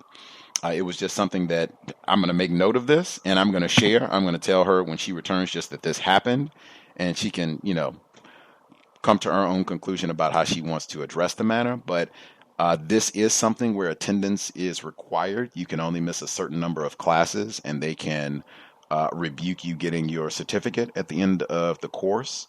They do say that explicitly in the manual that you have to attend and that you can only miss a certain number of classes. I thought it might have even been a deliberate effort to draw attention to the fact that she was absent, because I feel like that sort of thing happens a lot with black people too. It just something seemed incorrect about it. We've had whites who were absent in class before, and there was not attention drawn to their absence. So just to share, if y'all have any thoughts on that, I am definitely going to pass that information along to the black female that was said, just so that she knows. I think that's black self-respect. Next. They reported, speaking of yoga and getting some exercise, black mental health, they reported when they were talking about the importance of black females exercising black self-care and making time for themselves, that 80% of black females have a weight that is above what would be considered their healthy body weight. They were talking about black females in the U.S. Do you all think that is true? 80% black females, this area of the world. If anyone, thinks I did not get the statistic correct, I can go back and post the report. We can all listen. We can look at the transcript and make sure. But I'm pretty sure that's what they said. I wrote that down. 80%. Do you all think 80% of black females are above their healthy body weight? What would be considered their healthy body weight? Just curious, because we know a major part of racism, white supremacy, is deception. The segment, the PBS segment, where they were talking about, I guess, these different instances of whites calling the police on black people, which again is not new. I don't know why this is. Anyway, that segment, again, just wow, the importance of correct terms, because they started the segment, it was racial tension, and then it was racial bias, and then it was tolerance and privilege. I mean, Wow, not using correct terms at all. And one of the most important things that I kept thinking about when I heard this, and what made me really nauseous when listening to the Young Turks segment as well, they had a white woman, suspected race soldier, who opened the segment. She was the first person to talk before they got to the Negras and allowed them to talk about Scooby-Doo. The white woman, when she was on the Young Turks, when she opened, first speaker, she was talking about, oh, I'm so angry. Oh, I need to calm myself down. It was all these antics as though, oh my goodness, I am just so outraged about, the Negroes being mistreated, when that is not true at all. And that's not my opinion. That's based on the evidence that we heard just this summer, the report that came out a few weeks back where they were talking about black mental health. And I said that the important point that was in that same article was that while black people seeing other black people, incidents and reports of them being harmed unjustly, that bothers them, that disrupts their mental health, it doesn't impact whites at all. There does not seem to be any disruption to their sense of well-being and health, seeing Negroes butchered, shot, choked, tased, thrown out of the pool party, whatever the case may be. They do not care. If anything, seem to get enjoyment out of all that. They rest a little better knowing that the Negroes are in check. That is extremely important. And again, I insist that is a major aspect of white supremacy racism, because it is promoting confusion, the notion, the idea, the hope, the insanity that whites either don't know about this or that they will somehow be convinced to stop doing this. All of that is false. With that, I think I will pause there. A few other thoughts I will share as we proceed, but question I did want to make sure I ask again, the folks who were not satisfied, not pleased, thought there was something incorrect about black people focusing on the immigration situation at the border, seeing the protester, the report, Therese Okoumou, hope I'm saying her name correctly, and her shirt, that was what I saw. I know there's a lot of deception with imaging right now, but Time Magazine, several other outlets, they had a photograph of her wearing the shirt, White Supremacy is Terrorism. You were explaining to her black people born in the U.S. should not prioritize to be focused on this immigration situation, because you would fill it in with what exactly? The number again, 641-715-3640. The code 564-943#. Press *61 if you would like to participate. If you could refrain, or if you could use your mute button, that would be tremendously appreciated. If you know you're in a noisy environment where either people are talking or if it's a television on, anything that's just going to be disruptive, speak. Try to get to as quiet a spot as you can find.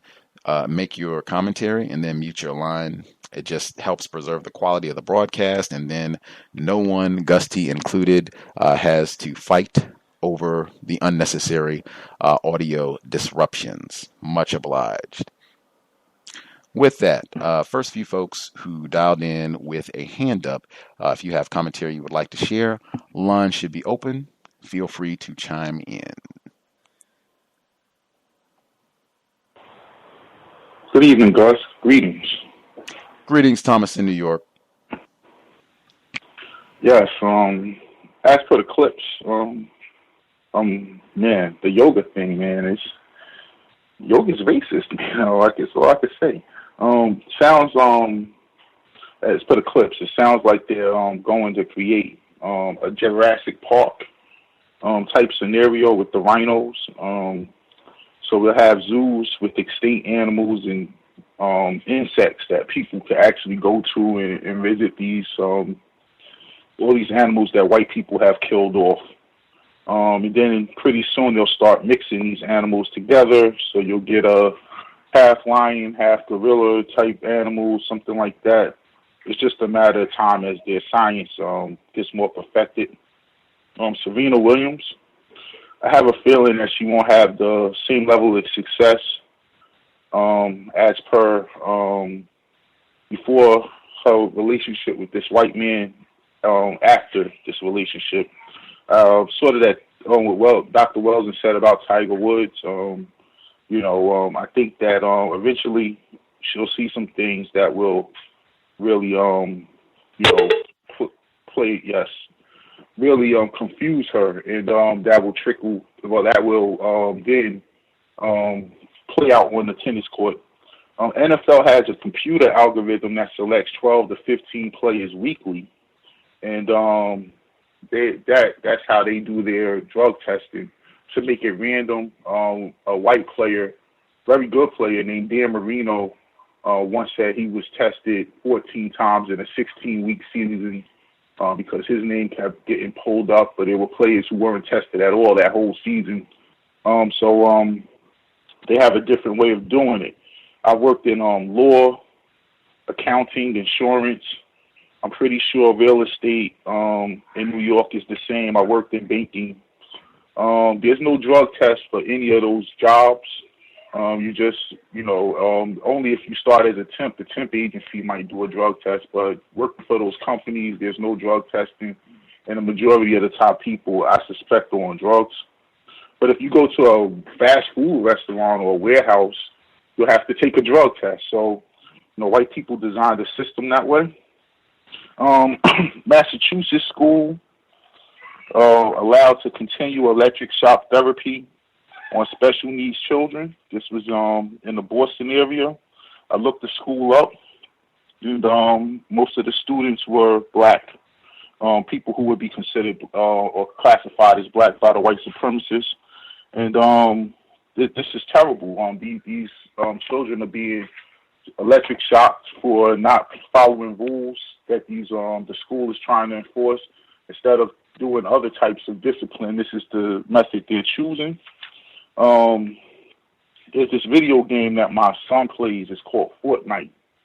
And it's like 100 players, and they jump down out of this airplane, and they end up on an island, and they have to fight each other, and whoever wins is the winner of that particular game, and it's pretty addictive from what I'm seeing. However, I just pulled up an article. The white supremacists are using Fortnite to recruit, and a lot of these video game platforms, the chat rooms and things, are private and encrypted in a way. I remember when they had one of the terrorist attacks in Europe, they were using the PlayStation chat room to set up the cell, and the authorities couldn't de-encrypt it.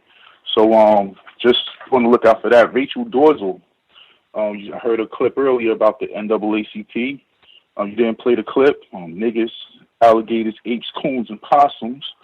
But she was charged with welfare for $8,000, not reporting $84,000 of income to the state. I believe it's Washington State.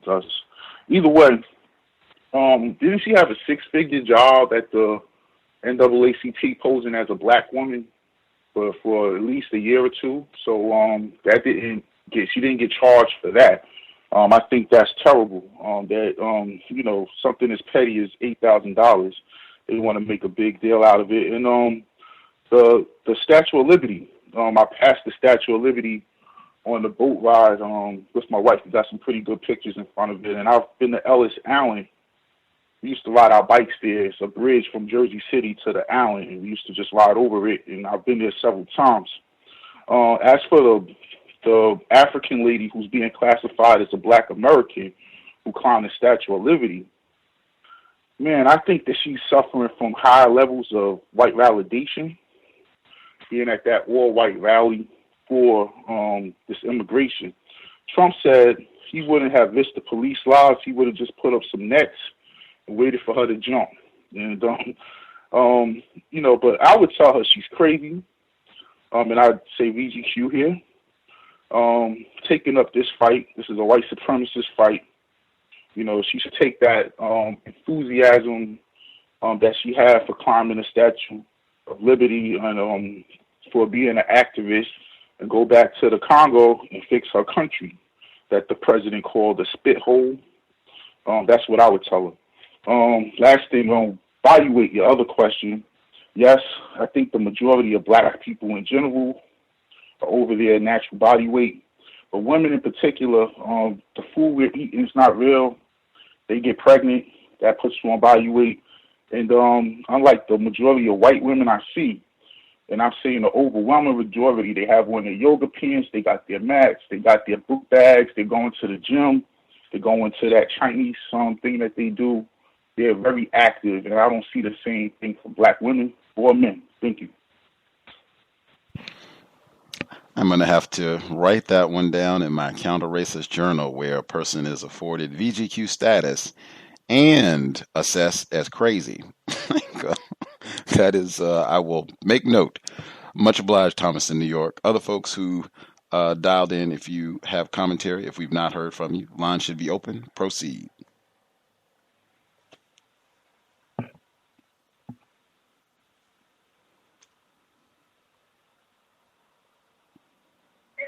Could I be heard? Yes, sir. Greetings, Gus. Greetings, callers. I wanted to finish that sentence for you. And as far as the children at the border and everything, it's like a two-pronged sword, because the humanity side, of course, metaphor, we would sympathize.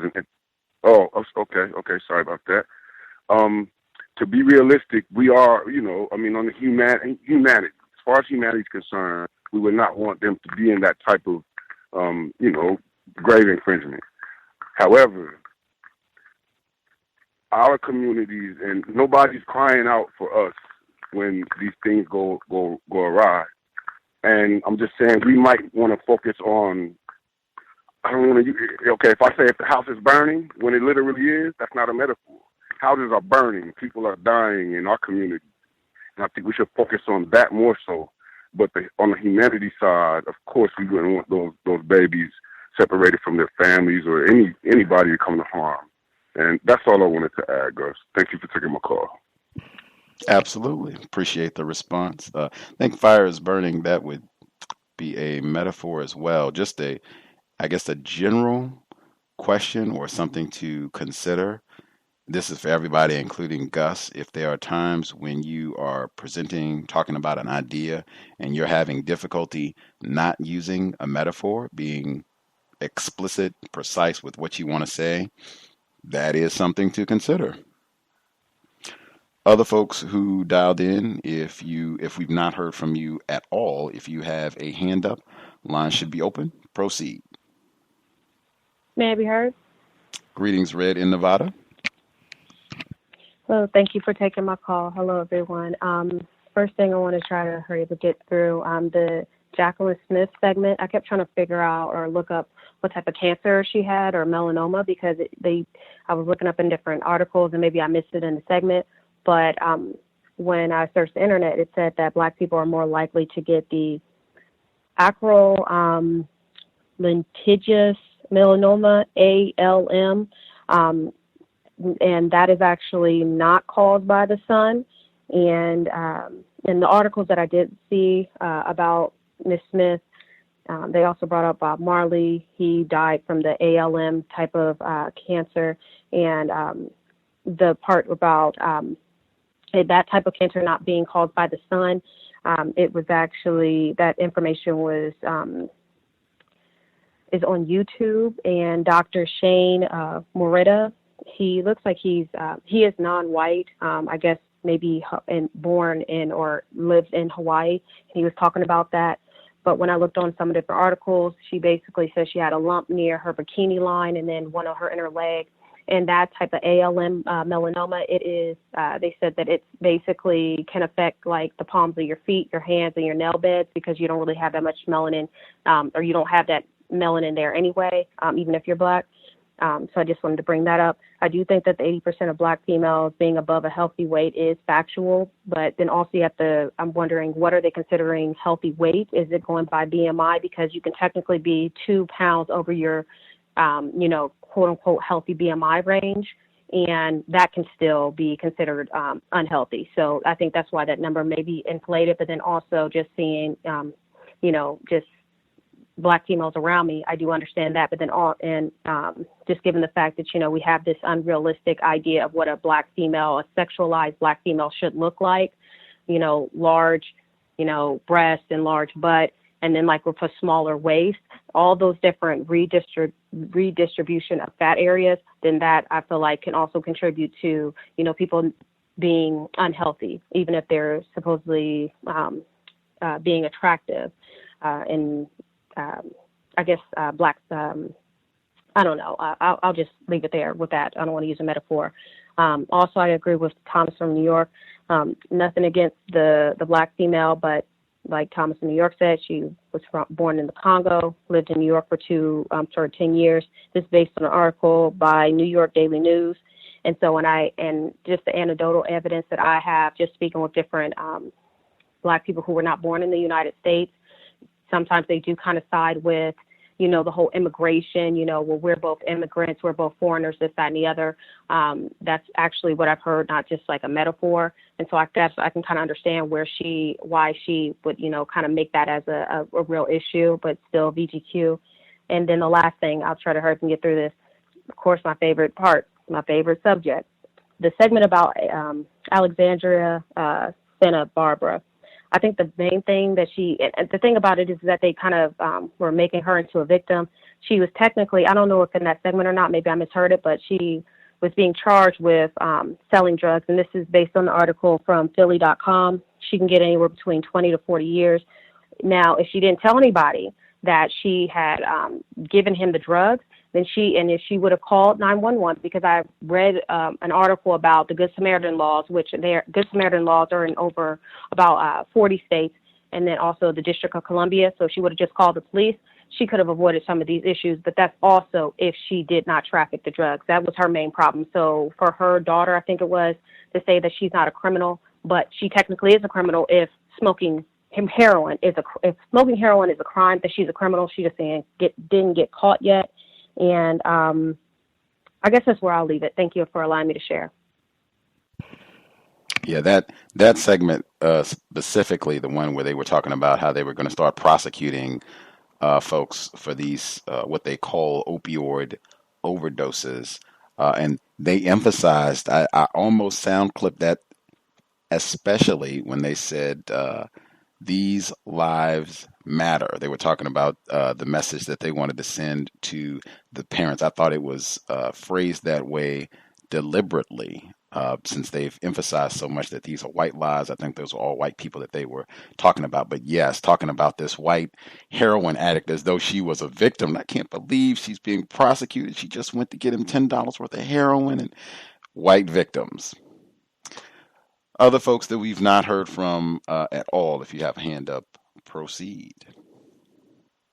Can I be heard? Mr. Steele, yes, sir. Awesome. This is Ken Steele. I'm calling in from Chino, California. And this week, I wanted to mention a few things. First, I wanted to address I believe it was a Congolese woman who was climbing the Statue of Liberty. The first question that I would ask her is, are your papers straight? That is the first question that I would ask her, and then I would ask her if yes, her papers. If no, her papers aren't straight. I would ask her, what are you doing, making a big spectacle of yourself on TV when you are not living in accordance with federal law, and why? And if the answer was yes, her papers are straight, then I would ask her, what is she doing making such it seems like a criminal display on the Statue of Liberty? I would ask her what her goal is. And I'd also note that it was her group that she was traveling with.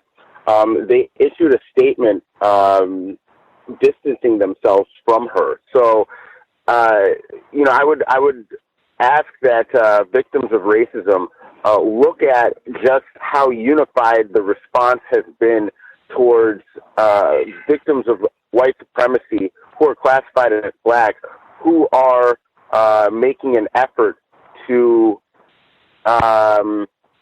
make displays of what they call, what has been referred to as solidarity with victims of racism who are classified as non-black.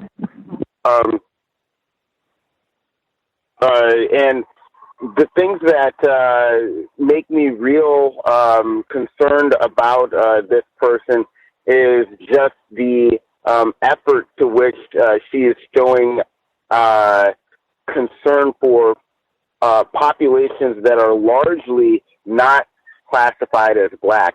One thing that I've learned over the years, coming from a household that has people that are from Nigeria in it, is that oftentimes the immigrant identity will be assumed as a non-black identity, as a identity to distance themselves from black people who find their origins here in the United States, or who have a lineage here in the United States. So I caution people who are classified as black to be very attentive of those of us who are trying to assume an immigrant identity as opposed to acknowledging our very specific and very particular black identity. I don't see all of these displays being made for all of the injustices that are being done for against black people here. I wonder what I wonder why that is, and I wonder why it's I guess taken as so routine that black people are the only people that should be subject to the law, and those people who are classified as non-black, it's injustice for the law to be exacted on them. I think that she's afforded a VGQ, but I really do question her motivation and just the logic behind her actions. Also, I think we need to make an effort to stop giving goofy names to racists who are caught on camera trying to call hits on black people. I think this is a new trend that I'm seeing in the media as of late. I think the latest one is a racist that they're calling ID Adam. And I think these nicknames serve to hide and obscure the identities of racists that are actively calling potentially fatal actions to be done against black people. Also, with respect to the weight issue, this is something that's near and dear to my heart. Or I guess I don't want to use a metaphor, but this is a topic that's very important to me. And I think one of the biggest problems is that this notion of size acceptance has been pushed on black people to a point where it is affecting us negatively from a health perspective. I think that we don't even have size acceptance in our community. We have a lot of size delusion. There's a lot of thinking that is going on in our community that it's not our eating habits that are causing us to be obese. It is it's something in the food, or it's pesticides or additives or GMOs, when really oftentimes it's our food choices. It's simply the choices that we make and the amount of the food that we eat that are causing a lot of our health-related issues and a lot of our size-related issues. And then the culture of saying, I don't want to be ripped, or, I don't want to sweat, and all of the excuses that are given to not working out regularly. I think it's very disappointing that, that these attitudes are prevailing even as we are facing existential threats from our enemies. So, I stay in the gym. If you have that luxury of time where you're able to go into the gym, I recommend you start eating less and start hitting the gym more. Thank you. Much obliged, Mr. Steele. Exercise definitely important for Black self-care, and I endorse the suggestion about using silly names and these silly hashtags for race soldiers when they go out and are calling enforcement officers and these other acts of violence and aggression against Black people. This is not a game. We're not talking about something childish. This is serious. And sometimes they have spread confusion because they've made up these little silly nicknames, and it's not the actual name of the person. It's not even close to the actual name of the person classified as white. So, yeah, I'm in agreement there. Let's be serious. Racism, white supremacy is war. The way that we talk about this problem should be reflective of the fact that this is war waged against Black people. Other folks that we've not heard from at all, if you have a hand up, line should be open. Proceed. May we heard? Yes, ma'am. Thank you, Gus, for taking my call. Greetings to all the callers and listeners. One thing that I would say is I was one of the callers that had empathy for the families that were separated from their children a couple of weeks ago. But upon further research, as I even stated before, we can have empathy, but we also have to understand that at the same time, there's no one else fighting our battle but us. And we have to be the ones on the front line, and we have to continue to fight our battle. We cannot let anything distract us. And we have to continue to make sure that if we're going to have empathy for anyone, we have to have empathy for ourselves. And so moving on to Adam, the pool guy, that I believe the sister's name was Jasmine. But Adam, the pool guy, was such a coward, asking for her address and calling the police, and then forcing her the police forcing her in front of him to produce her card and make sure that it works. That was absolutely ridiculous. And I appreciate the fact that Jasmine was very respectful. She was very calm. She acted in the way as she should. However, in return, I believe that she should have asked for Adam's address, as he knows where she lives. Why should she not know where he lives? So in return, she should have asked for his address, and she should have also made sure his pool card worked in front of the officers. But as far as your question goes, about women being about Black women being 85% over, or 80%, I believe you said, overweight. I see more and more sisters in the gym every single day. I don't necessarily believe that that's true. We have to look at what they consider to be overweight. They create the whole BMI index. They are behind all of this. Now, you have to consider that Calvin Klein just considered their first plus-size model, which cannot be over 135 pounds. How is that plus size? We are on a completely different weight standard, beauty standard than they are. So we cannot categorize ourselves within their beauty or within their weight standards, because that does not apply to us. Thank you so much for taking my call. I'm going to go ahead and move my line. Yes, ma'am. I think you might have been the first person to say that they think that 80% number, 80% of Black females being over their healthy body weight, they think that's false. Just trying to track that as we move through the callers here. Other folks who dialed in, if you have a hand up, if we've not heard from you at all, if you have commentary, line should be open. Proceed. Can I be heard? Yes, sir.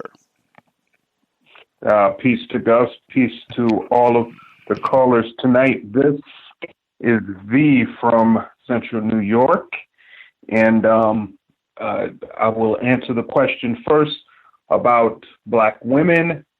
I actually mirror, which may be a metaphor. So I concur with the last caller. That number seems high.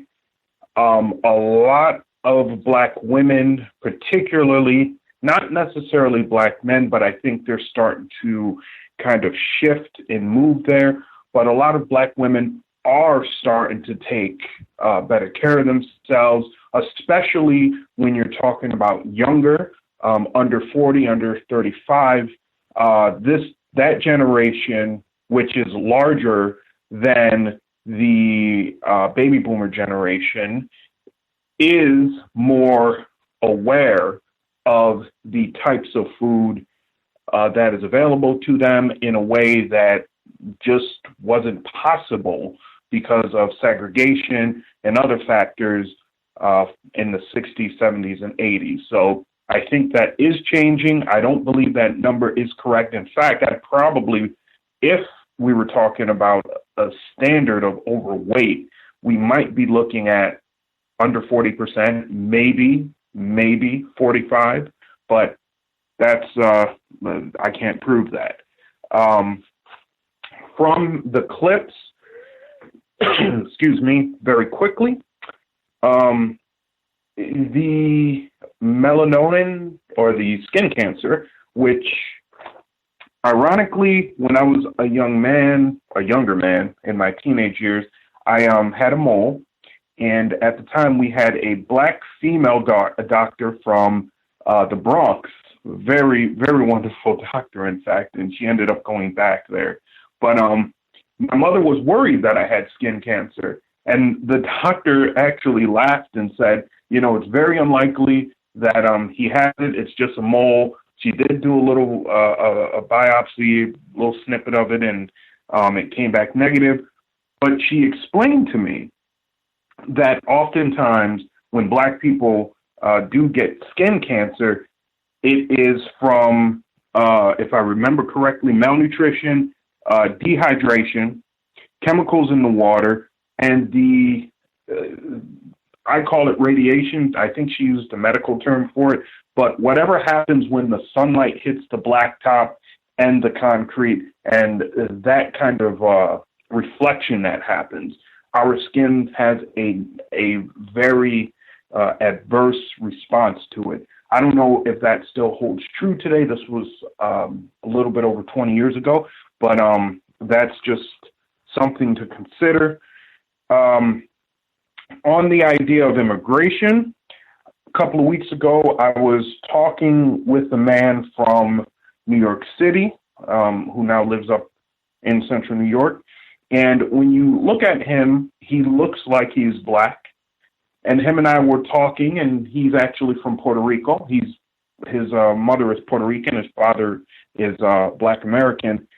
And we actually had a discussion on what he considered himself. And he didn't consider himself Black. And I told him, because we were talking about racism and issues of racism, I said, you have the same problems that I have, and yet you don't consider yourself Black.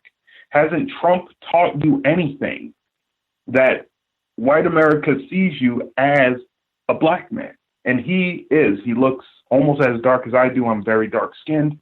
And he actually finally conceded and said in a very small voice that, well, yeah, I guess I am kind of Black. So I kind of look at the immigration problem and the issues of family separation with that concept in my mind, that a lot of these immigrants from Mexico and elsewhere don't see themselves as Black or as non-white. And now that they are having things happen to them that they thought only happened to Black people, it's causing them a lot of distress. And a lot of Black people want to, I think, look at them and say, we've been telling you, and you've been siding with your own enemy. But I am trying to be kinder. So, and then finally, on the drug tests, I have the way that I look at drug testing, especially in sports, is that I wonder sometimes if the white scientists are testing black athletes and testing white athletes to compare the enzyme levels in their blood and to see what allows black athletes to do the things they do and what allows white athletes to do the things they do. And I wonder that mainly because, and I'm blanking on her name right now, I apologize, but the woman whose cells were taken from her and then sold, and basically, thank you. And so I wonder sometimes if all of that information, which is being compiled, is then being sold, pretty much going into making these new health crazes that white people suddenly are being told about. Well, you need to be eating this, you need to be doing this, and black people are being told that they shouldn't be eating this or that based on what they're finding out in these labs. And that's sometimes that is actually how white people are able to have an intellectual advantage over us, is because they're using data positively for their own people and negatively for ours. I was reminded very quickly of what Amos Wilson said, that it's not coincidence that at birth, black American babies outperform white American babies up to about the age of 4, 5, and 6. And then that performance starts to change. And whites, by the time we're talking at 17 and 18, have then started to outperform black people, and that carries through the rest of life. Gus, as always, thank you for your work. I will mute my line. Good night to everybody. Much obliged, V. Context of White Supremacy. The number again, 641-715-3640. The code 564-943#. Press star 61 if you would like to participate. Other folks who dialed in with a hand up, if you have commentary to share, line should be open. Proceed. Can I be heard? Yes, sir. Greetings to everyone. I'd like to say, excellent comments. Some people already said the things that I wanted to say. I do agree with the previous caller regarding Serena Williams and the PED testing. I think that they might be doing something, trying to garner or trying to get her DNA. I mean, they're doing so many things with DNA that maybe they can probably create a person somehow, artificially, that would have all these attributes as far as being good in whatever sports. I mean, these people are they're scientific terrorists, basically. So I definitely suspect that they could be doing that. Just getting her DNA from whatever type of samples they're getting from her. As far as the body mass index and 80% of black women being being overweight. Of course, and I agree with one of the female caller that spoke earlier that this BMI, this stuff, all of these medical test standards, they don't account for the biological differences of black people. I think they just account for pretty much white people. And I think that all these statistics and stuff, I think these white terrorists can manipulate them any way that they want. So they can say, okay, 80% of the black women are overweight, and then they can kind of put it out to where black people as a whole can think that we're dysfunctional or just of a lower quality human. We're just fat people and just dysfunctional. We can't eat right, and then that can just lower the self-esteem in general, or they can manipulate a statistic and say, oh, black people are doing great. They're, only 10% of women black women are over BMI, and then that can make them think that they're doing better than they actually are, and people can be suffering. So I think they kind of run experiments that way. So these statistics can be manipulated, and they adjust it accordingly. But in my opinion, just my experience, I think that number is high, and I think that we do have too many black women and black people as a whole that are overweight, and we spread this this word we like to use is for black women is thick, and a lot of times it's they're not thick, a lot of them are overweight. So I do think that number is high. I don't know exact if it'll be 80% or not. And also as far as the black people protesting against this immigration issue, I kind of equate it to just whenever we're talking about being terrorized by white people, we always say black and brown. We always say black and brown. And I just think these protests, they aren't constructive, and I don't think it's reciprocated by non-white, non-black people.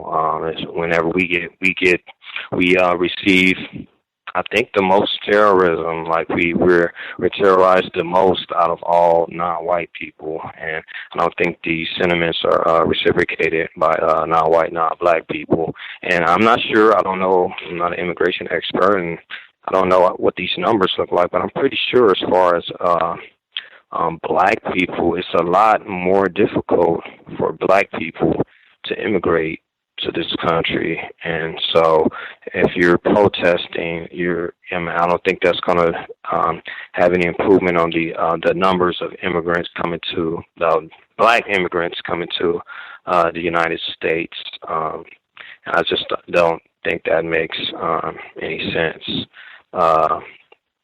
And that's all I have right now. Thanks for letting me share. Much obliged. Are there other folks that we missed completely? If you have comments you want to share, comments, questions. Can I be heard? Greetings, retired firefighter in Florida. Greetings, Gus. Greetings, everyone.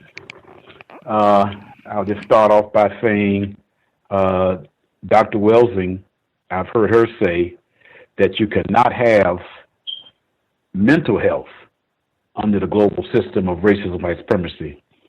And I'm pretty sure, because it's logic, that you cannot have physical health either under the global system of racism and white supremacy. The white people are going to corrupt your entire body. And the only way that's going to be corrected is when non-white people decide to focus on the system of racist white supremacy and neutralize it and replace it with something better. That's my answer on this subject matter of health. When I don't know whether or not it's true, because that's another thing, that non-white people do not have access to statistics. You cannot be a victim of racism, white supremacy, and also at the same time be accurate with a lot of mathematical equations such as that. If you had that, then you would have power, and I don't think we have that level of power to be able to be accurate. But I would say, as I've mentioned before, that physical health is also a result of the global system. The lack of physical health is the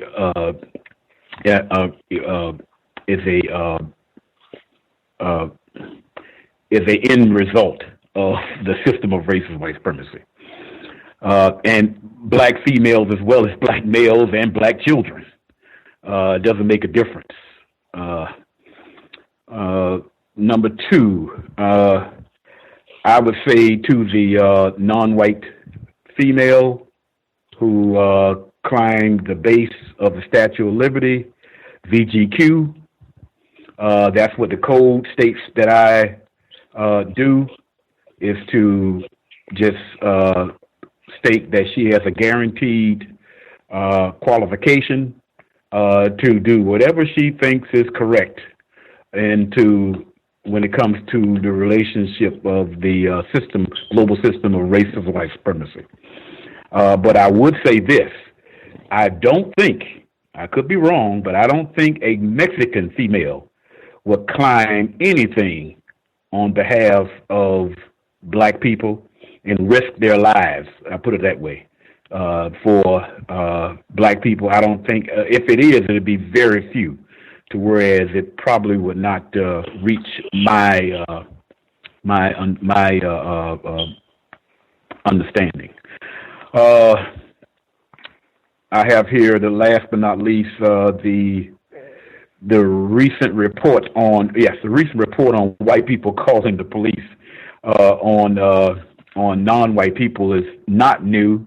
I thought it was disturbing, that report, where the person just kept going on and on and on about the idea, the answer, as assuming that the answer is to just use the professional means of the professional example of voting.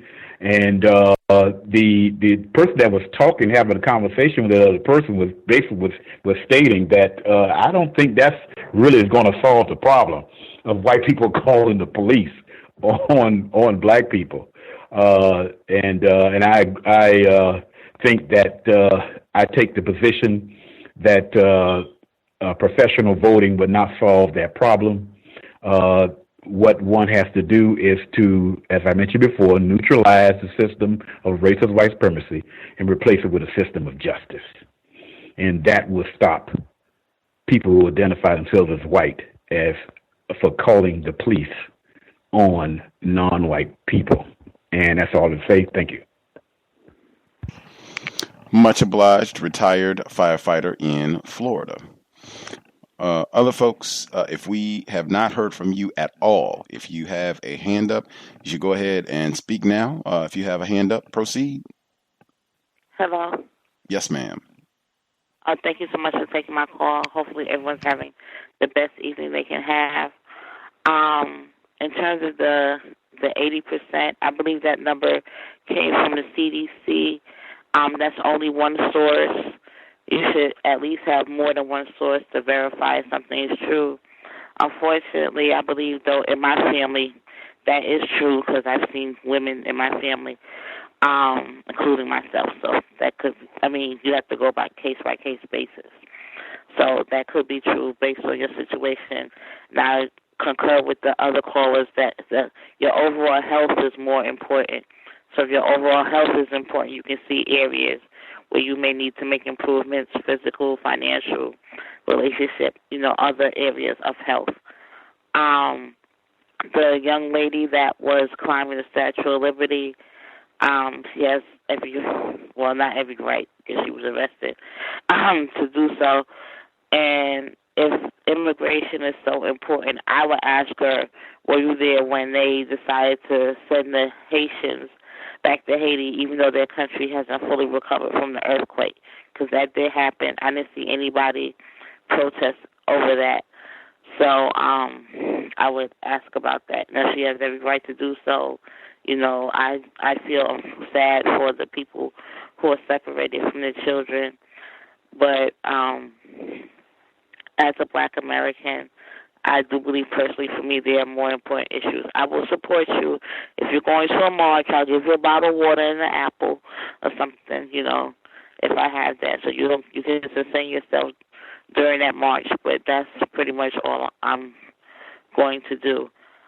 And the drug testing with Serena Williams, she's probably known this for years. I guess it's brought up now because she hadn't played tennis in a while, and she was still getting drug tested, which to me is kind of weird. and they may be looking for more, as some of the other callers may have said, more than just to see if she's using drugs or not. And that is all I have for now. Thank you. Much obliged. Other folks, if we have missed you completely, if you have any other comments you want to make sure you get in, line should be open. Proceed.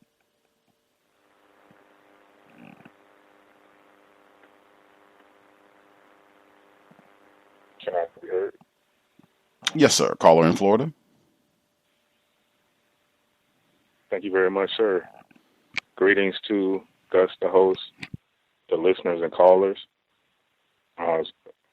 To speak on one of the two, or actually both of the questions about that statistic, I know like one of the callers mentioned it before about we don't necessarily know like what are the bases on how they are, like what standards they're setting for what's considered overweight. I mean, I do think that collectively we can make better choices as far as our diets and getting good fitness and good exercise, and as well as mental health. But as far as the one with the victim climbing the Statue of Liberty, I did see that segment earlier this week, and I was thinking, I was like, man, I wonder if she may have been with a group or something.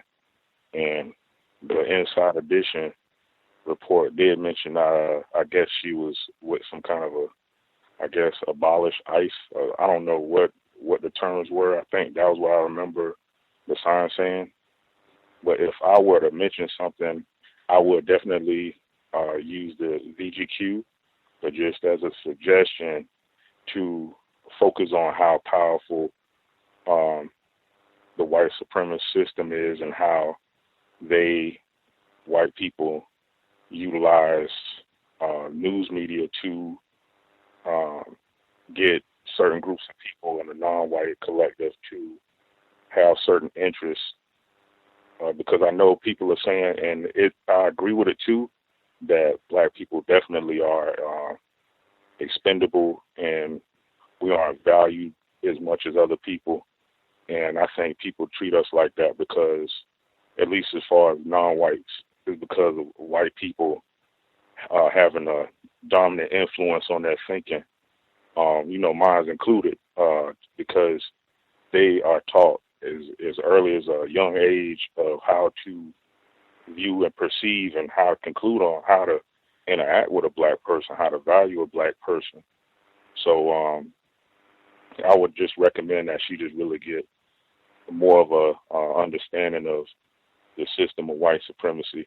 And there was a term that I was thinking of, but I forgot what it was, about like how they mentioned like immigration and then like travel ban. And it was another one about the affirmative action, and they kept using the term like Asian Americans to try to set some kind of strife or conflict between like non-white classified groups to get them to be focusing on each other, but the people who definitely still dominate are white supremacists, man, woman, and child. But the last thing I wanted to share is I did notice that term tolerance was being used, and also that they kept saying, well, hey, ever since Trump was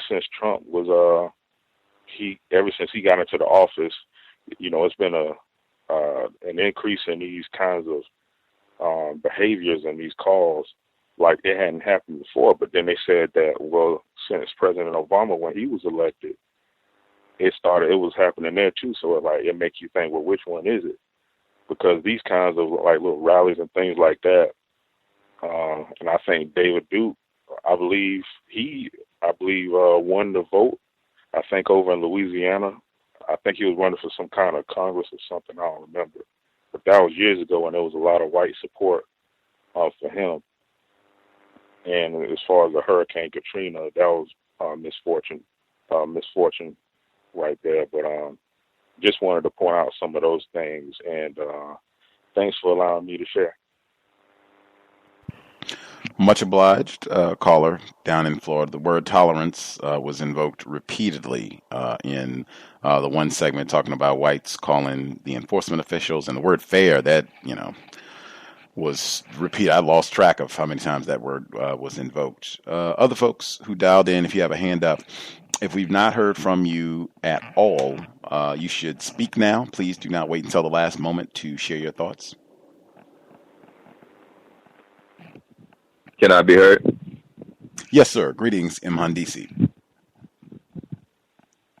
Yes, sir. Greetings to you, the hosts, the callers, and the listeners. I don't have much to say. Just, I guess, two things. One, we need to solve this problem of white people as soon as possible, as has been said. And the other thing is the cold months will be here soon again. The cold months will be here soon, after August. And we should prepare for, anything to happen. Oftentimes, or the research I've seen, or that I've done, or whatever, the little research that I've done, a lot of things happen. White people do a lot of major attacks during the colder months because we move slower. And the colder months affect us. Maybe we can find out a way to stay warm during the colder months without electricity. That might help. Thank you. That would certainly solve some problems. Folks want to invest time and energy reading, more important than watching television. That would certainly solve some problems. Alternative energy sources. Other folks, if we have missed you completely, if you have a hand up, you have commentary, and you've not spoken at all, line should be open. Proceed.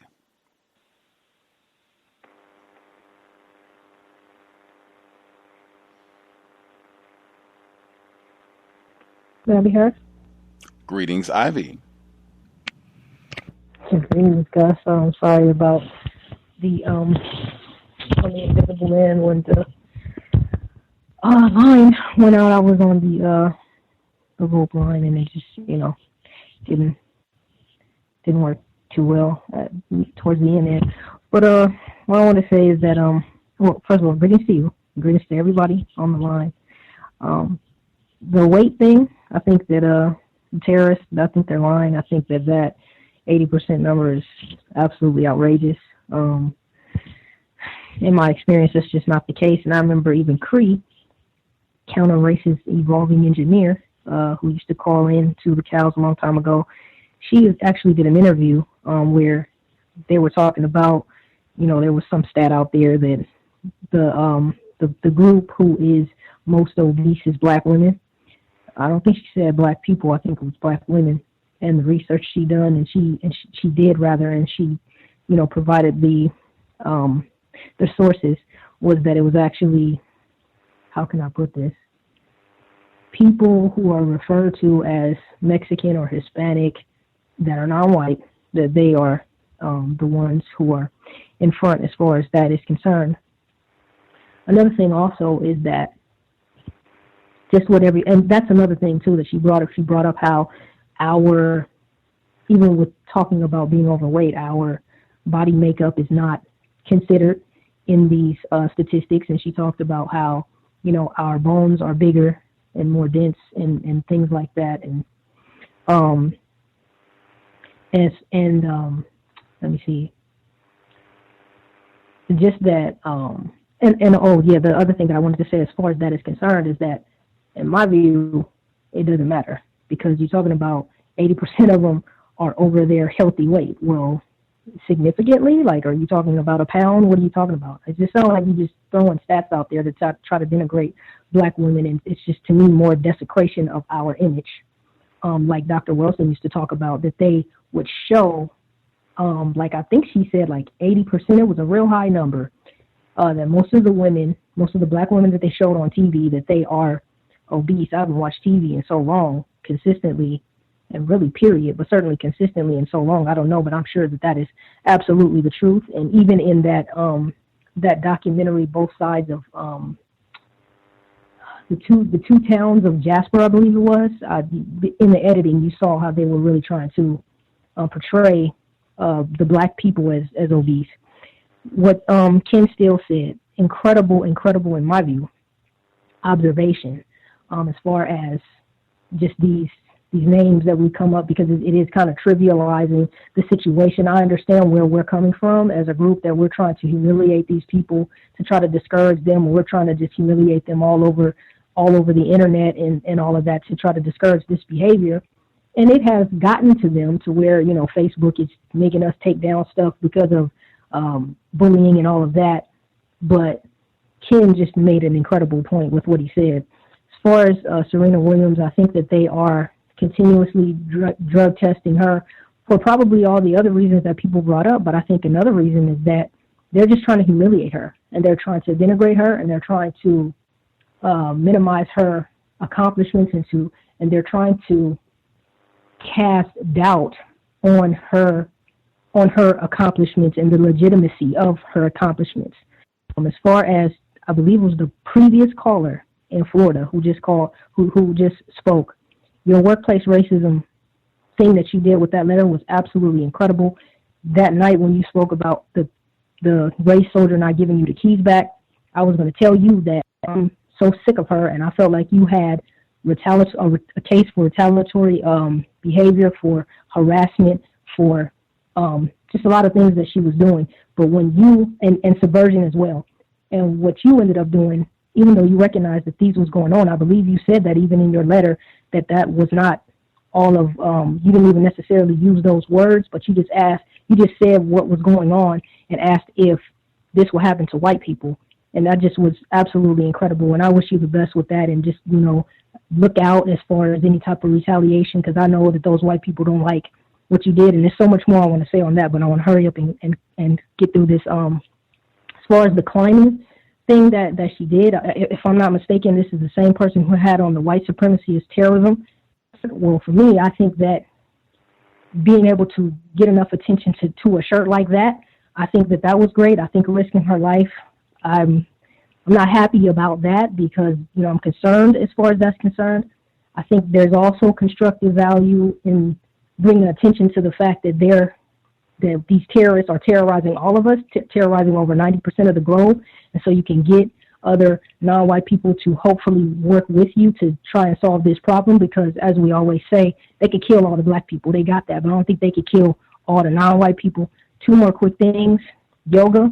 Gus, I don't know if you spoke about yoga tonight. I hate that I missed what you may have said. I can't wait to go back and check. But for what you said so far, I believe, just as a person who was on, I believe it was workplace racism, mentioned about his particular situation, is that these people are hostile to you because you are black and because you are a male. Because they have invaded, these terrorists have invaded yoga, which was not theirs, and they took over just like they do everything else. And they are upset that a black person, and a person who is non-white is coming in there trying to be a teacher, and on top of that, a male, because now it's white dominated and female dominated. Last thing, I just wanted to ask a question. Do you have any updates on Pam? And I will mute my line. Thanks, everyone. Thanks, Gus. Yes, ma'am. Appreciate it, Ivy. I did have a brief portion of commentary about yoga, but it was not related to anything done to me that I shared early on. As for Pam, I do not have an update. Tried to email her last week, and I did not hear back. I am hoping that she is well. If other folks want to drop her an email, if you want to go to our website, or the email that I've been using for, I guess, years now, racismws@gmail.com. She's given it out publicly. If you want to drop her an email, just if you have any concerns, well wishes. I know that she was having health problems, and she was trying to, same thing that we've been talking about, just dealing with health issues under the system of white supremacy. But definitely I wrote her within the last 7 days just to check in and see how she was doing, and send her well wishes from COWS listeners and myself. And if you all want to do the same, do so. But no, I have not heard back from her since I wrote her last time. Other folks, if we have missed you completely, anybody that has a hand up, we have not heard your commentary at all, you should go ahead and speak right now.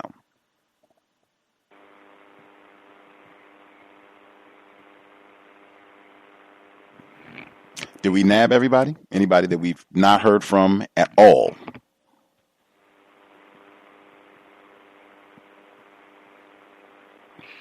Grand. I will assume we got everyone. The number again, 641-715-3640. The code 564-943#. Press star 61 if you have commentary you would like to share. I will just get in. Every week there are more clips than I can play. There was another segment. Whites are pushing this aggressively for the time being, but there was a segment where I think a black family, they stopped at a Subway, and it was a white woman, suspected race soldier. She called the police and said that she thought that they were going to rob her, that they kept going to the bathroom, and she thought that they might have been stealing soda pop, that they had cups that were provided for water exclusively, I guess, and she thought that they might have been pilfering their soda machine. And so she called the police to report them as, black identity extremists. That was another one. We talked about this recently in terms of your food code. Just a reminder, let's try as best we can. And now, they were on some sort of trip. They were traveling. But even with that, let's try as best we can to minimize the numbers of times that we are going to whites to put food directly in our mouth, on our plate. Frequently, that is inviting terror. And I mean some really vile instances of terrorism, because who knows what the race soldier could have done before they decided to call the enforcement officials in terms of things done to your food or anything else. Just it's really important to be as mindful of that as we can and to really try to minimize that as greatly as we can. I think that's one area out of many where sometimes we can greatly minimize what it means to be classified as white. And if there's such a thing as a white person that's not racist, if such a person does not exist, what does that mean every time I'm going to Subway or anywhere else and asking someone classified as white, can you prepare a meal for me, sir, ma'am? Are there folks that we missed completely? Anybody that has a hand up that we have not heard from at all?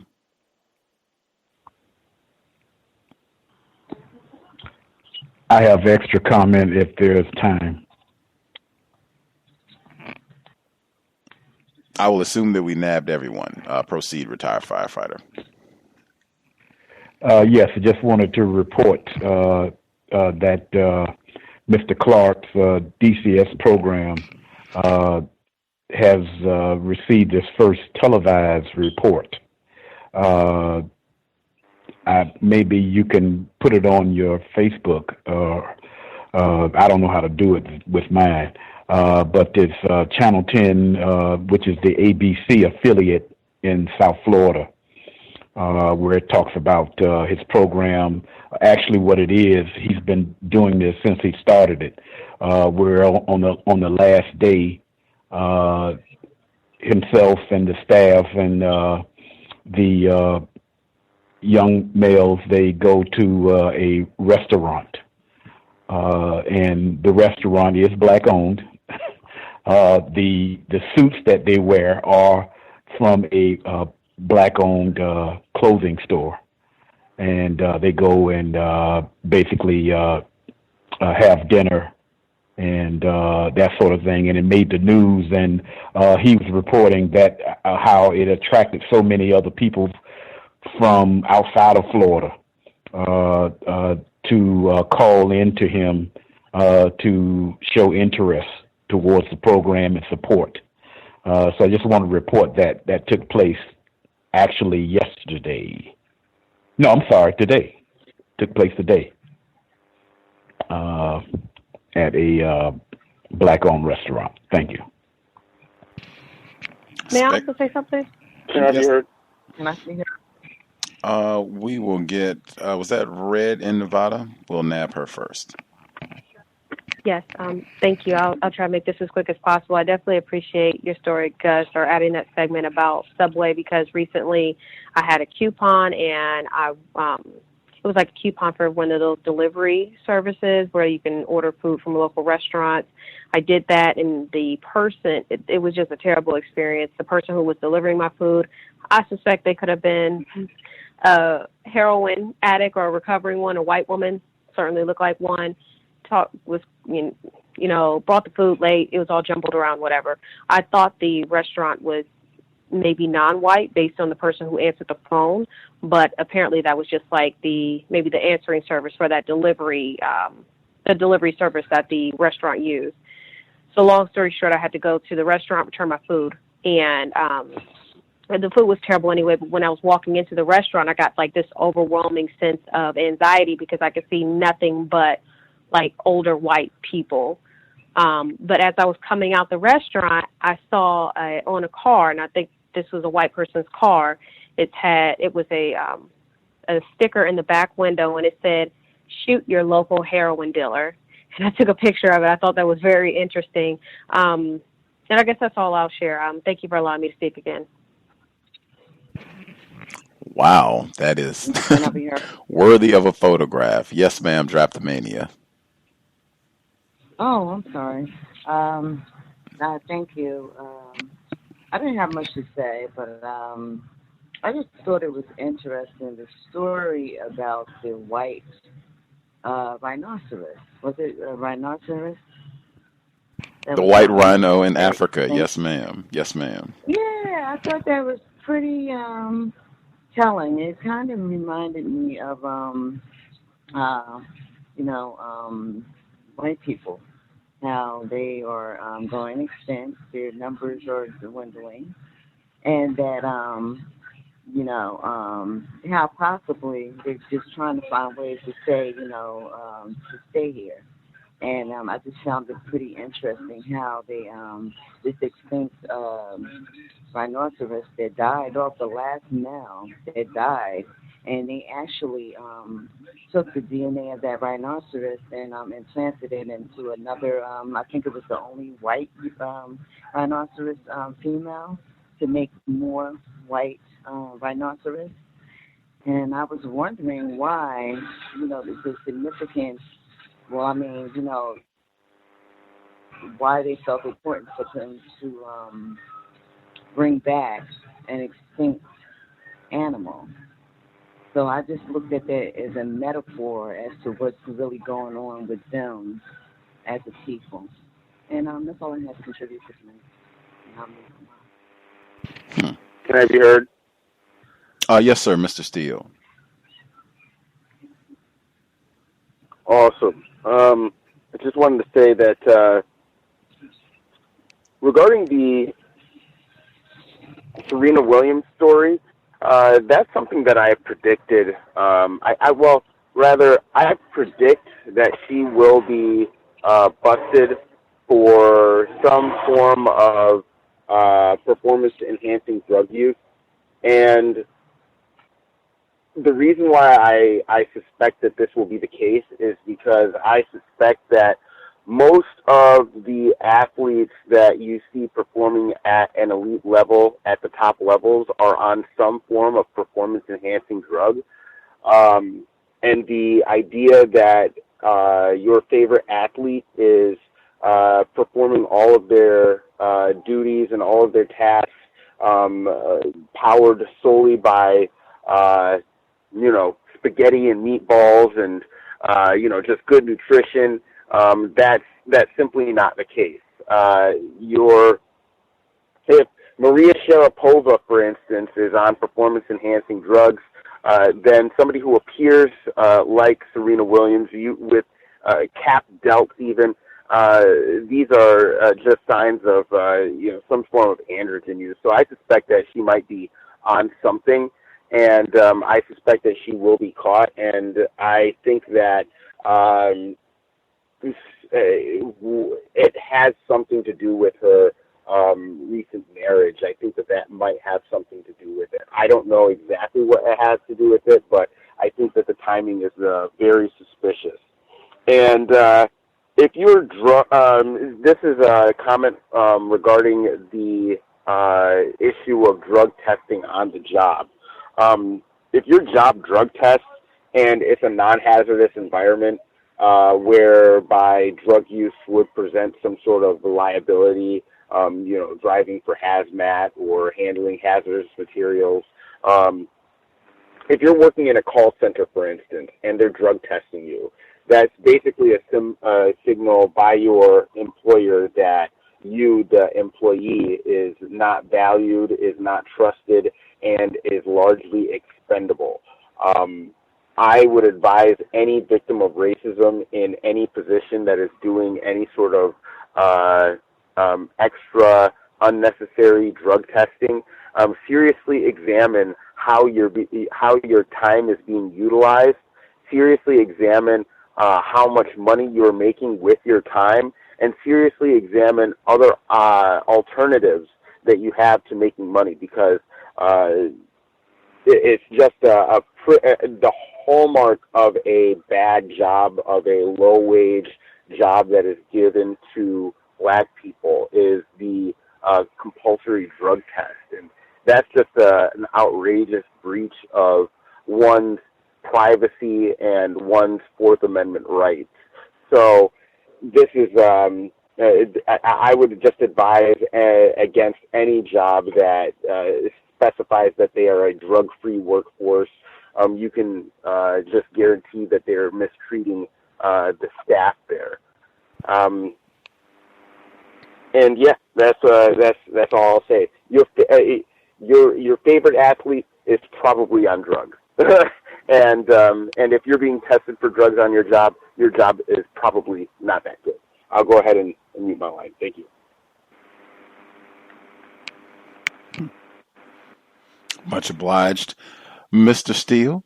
Did any of the other folks who dialed in have comments, questions, counter-racist suggestions that they wanted to share? We have about 13 minutes before the broadcast concludes. Can I be heard? Yes, sir. V. Hello there, Gus, again. One quick observation, only because I have noticed it too. When it comes to the Young Turks, they are incredibly well refined at their racism. I'm not sure if I've mentioned it on here before, but Cenk Uygur used to be a Republican. He was in his own words, he was a very committed Republican and a very committed conservative. He was a Reagan Republican and only switched. He used to actually say this very, very often back in 2006, 2007, that he only switched when the Republicans became so crazy that he couldn't identify with them anymore. So every time when I hear him talk, I kind of replay that in my mind, which is a metaphor, but I remember that. And I think we all need to keep that in mind, because he is a wealthy man. He has made a lot of money putting together his media platform, and he is not reporting on these things that is happening to black people for his own benefit, or excuse me, for our benefit, but he's doing it for his own benefit. Secondly, because you mentioned the overzealous, I don't even know what to call it, but the way that the white woman responded at the beginning of that clip on the Young Turks is actually very, it's a very natural action when you remember some of the concepts that are associated with the psychopath and the psychopathy. They overemphasize the empathetic role so that they seem to be the ones most hurt by something that is affecting somebody else. Thus, drawing the attention not towards the actual victim, but to themselves. That was a great book that you selected. Many of the books are really good books, but that is something that every Black person should study over and over again. Because as Bobby Wright said, this is a psychopathic racial personality. And that they're now saying psychopaths have wisdom, that should be very worrisome to us. Thank you again. Good night to everybody. Cal's Book Club, Fridays, Ralph Ellison, Invisible Man. We are very close to the conclusion, and I believe Zora Neale Hurston, her most recent book just came out within the last, I think, few months or so. That will be our next book. I got the copy here. I just haven't read it yet. It just came out this year, but we should be reading that coming up if folks want to go ahead and get a copy to be prepared. Any other folks, if we missed anybody, you should definitely speak up now. We have less than 10 minutes in the broadcast, so if anyone has not spoken at all, definitely speak up now. If you have additional comments, even if you did get to share, if you have a final thought, question that you want to make sure that you insert, speak now.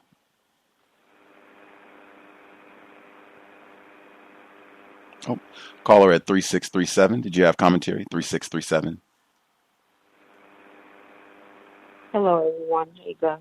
I hope everybody is doing the best they can tonight.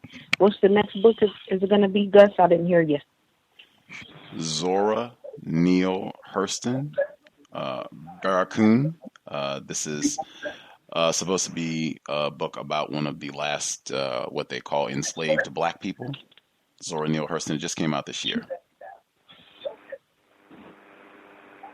Okay. I seen that advertised too, so I'll grab that. I'll be prepared. Thank you.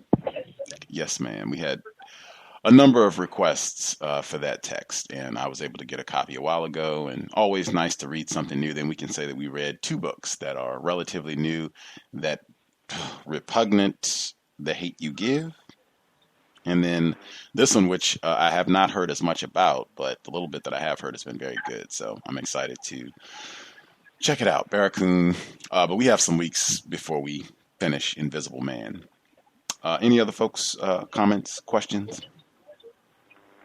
Gus, can I be heard again? Yes, ma'am. Gus, I wanted to ask, did you guys get my email in regards to the information regarding Ron? Yes, thank you for the reminder. I've been a little distracted. I will get that done this evening. Mm-hmm. Thank you for the reminder. Okay, and one other question. How is Justice? Wow, she is, let's see, 19 and wow, in school and certainly still understanding the system of racism, white supremacy, slightly better understanding now, seeing more, but doing her school thing, which has taken up a lot of time and energy. But yes, all of 19 at this point. Wow, awesome. I missed her when I listened to the archives, and I listened to her. You know, she is just a brilliant young lady. So I just, I wanted to ask you about her. And thank you so much, Gus. And I hope you have a wonderful evening. For sure. Still write poorly, but thank you kindly. She is still brilliant, but she does not sound like that anymore. Still brilliant, but yes, definitely does not sound like that at all. Other folks have questions, comments they want to make sure they get in last few minutes. Can I be heard? Yes, sir. Yes, sir. I'm sorry about earlier, Gus. I was off mute. The classification, one thing that the Lady Time and the Statue of Liberty showed me was the classification science that the white supremacists use by, first the word nigger, colored, Negro, black, and African American all apply to the same people. But yet you have people who are from other countries being classified as black as well. And just the word alone, African American, has people from America being classified as African. And you have someone who committed a crime, if she was protesting activism, BGQ, she climbs the Statue of Liberty. She's not doing it for a black cause because she's not a black person per se. She's classified as black. So let's just say this was an African who blew up the Statue of Liberty. Then all the white people would come down on us because we're allowing, we don't have any control over the classifications. However, we don't have to, in our psychology, put those things together. As a people, we should have been saying, wait up, we should have been separating ourselves from her right away. That's not something that a quote-unquote black person would do. And we definitely wouldn't do it for no Mexicans. And I'll mute my line. Thank you. When people, Mexican, quote unquote, has been said a couple times, I have thought consistently, are they talking about people like Lupita Nyong'o? Because there are quite a few people in Mexico who are the complexion. She actually was born in the place called Mexico, but there are quite a few individuals there who are very dark. Are they talking about people like her? That was one thing that came to mind. And one other comment that has come to mind consistently, there is no such thing as a biological black race. That is a conclusion I have come to. Could be in error. Some of the commentary sounds like there is such a thing as a black race. Did any other folks have comments they wanted to make sure they got in before we conclude? Hello. Yes, ma'am. Hi, thank you so much for taking my call again. We were talking about the Statue of Liberty, and from my understanding, again, I have limited understanding. I guess I should, do more. My understanding is that the Statue of Liberty was not created for immigrants. It was created to celebrate U.S. independence and the fact that the Civil War was over.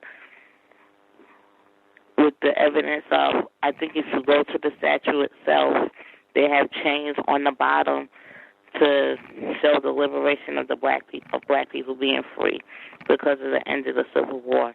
It just became immigrant because that's the first thing you see that was the first thing people saw when they got here. So that's how it became immigrant, but it was originally to celebrate the freedom of black people. Who are not still free. I mean, I know we're not still free, but, the thought was blah, blah, blah. But it wasn't about that. And that the quote that's on there, of course, I think most people know that was added. That was not part of the original statute. So that's when important. They say go to for immigration and stuff, that wasn't the original intent. But, of course, white people saw it and said, oh, this is for us because we're coming from Europe. Yay. That is important. Thank you kindly for sharing black people's efforts being obliterated consistently. That is definitely important to include. Any other thoughts, questions before we conclude? Can I? Yes, sir. Thank you very much, sir. Thanks to Miss Ivy for her comments on the white woman on the job. She actually, Gus, I just wanted to say she took the entire week off, and the white people said that, at the meeting that usually he said her name, she would be here, but she's just been in such distress because she's been hiring new people, so she's not here for the meeting. That was the excuse they gave. What do you think about that? She's been in distress from all the new hiring. So was it implied that that's what caused her to take a week off? That she's been under such distress that she needed a whole week to recuperate? Yeah, because when the meeting started just yesterday, and people were just standing around. Nobody was talking.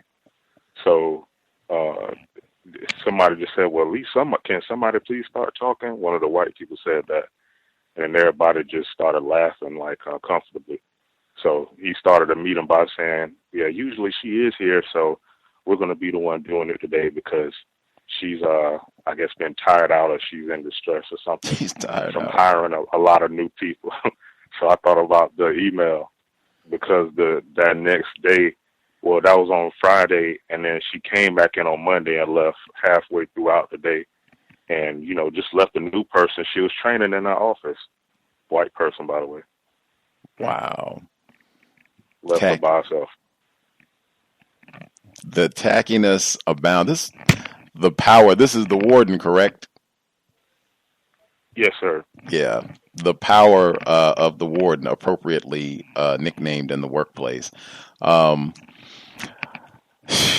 That's Workplace Racism, Thursday, 8 p.m. Eastern, 5 p.m. Pacific. You all can tune in to share. You can hear the archive to hear the full update of what transpired with this white, or I guess the months of transgressions with this white woman, to really appreciate all that she has done to earn that title and to build up to this point about the mistreatment, and would he be going through all of this if he were a white person, and we're still waiting.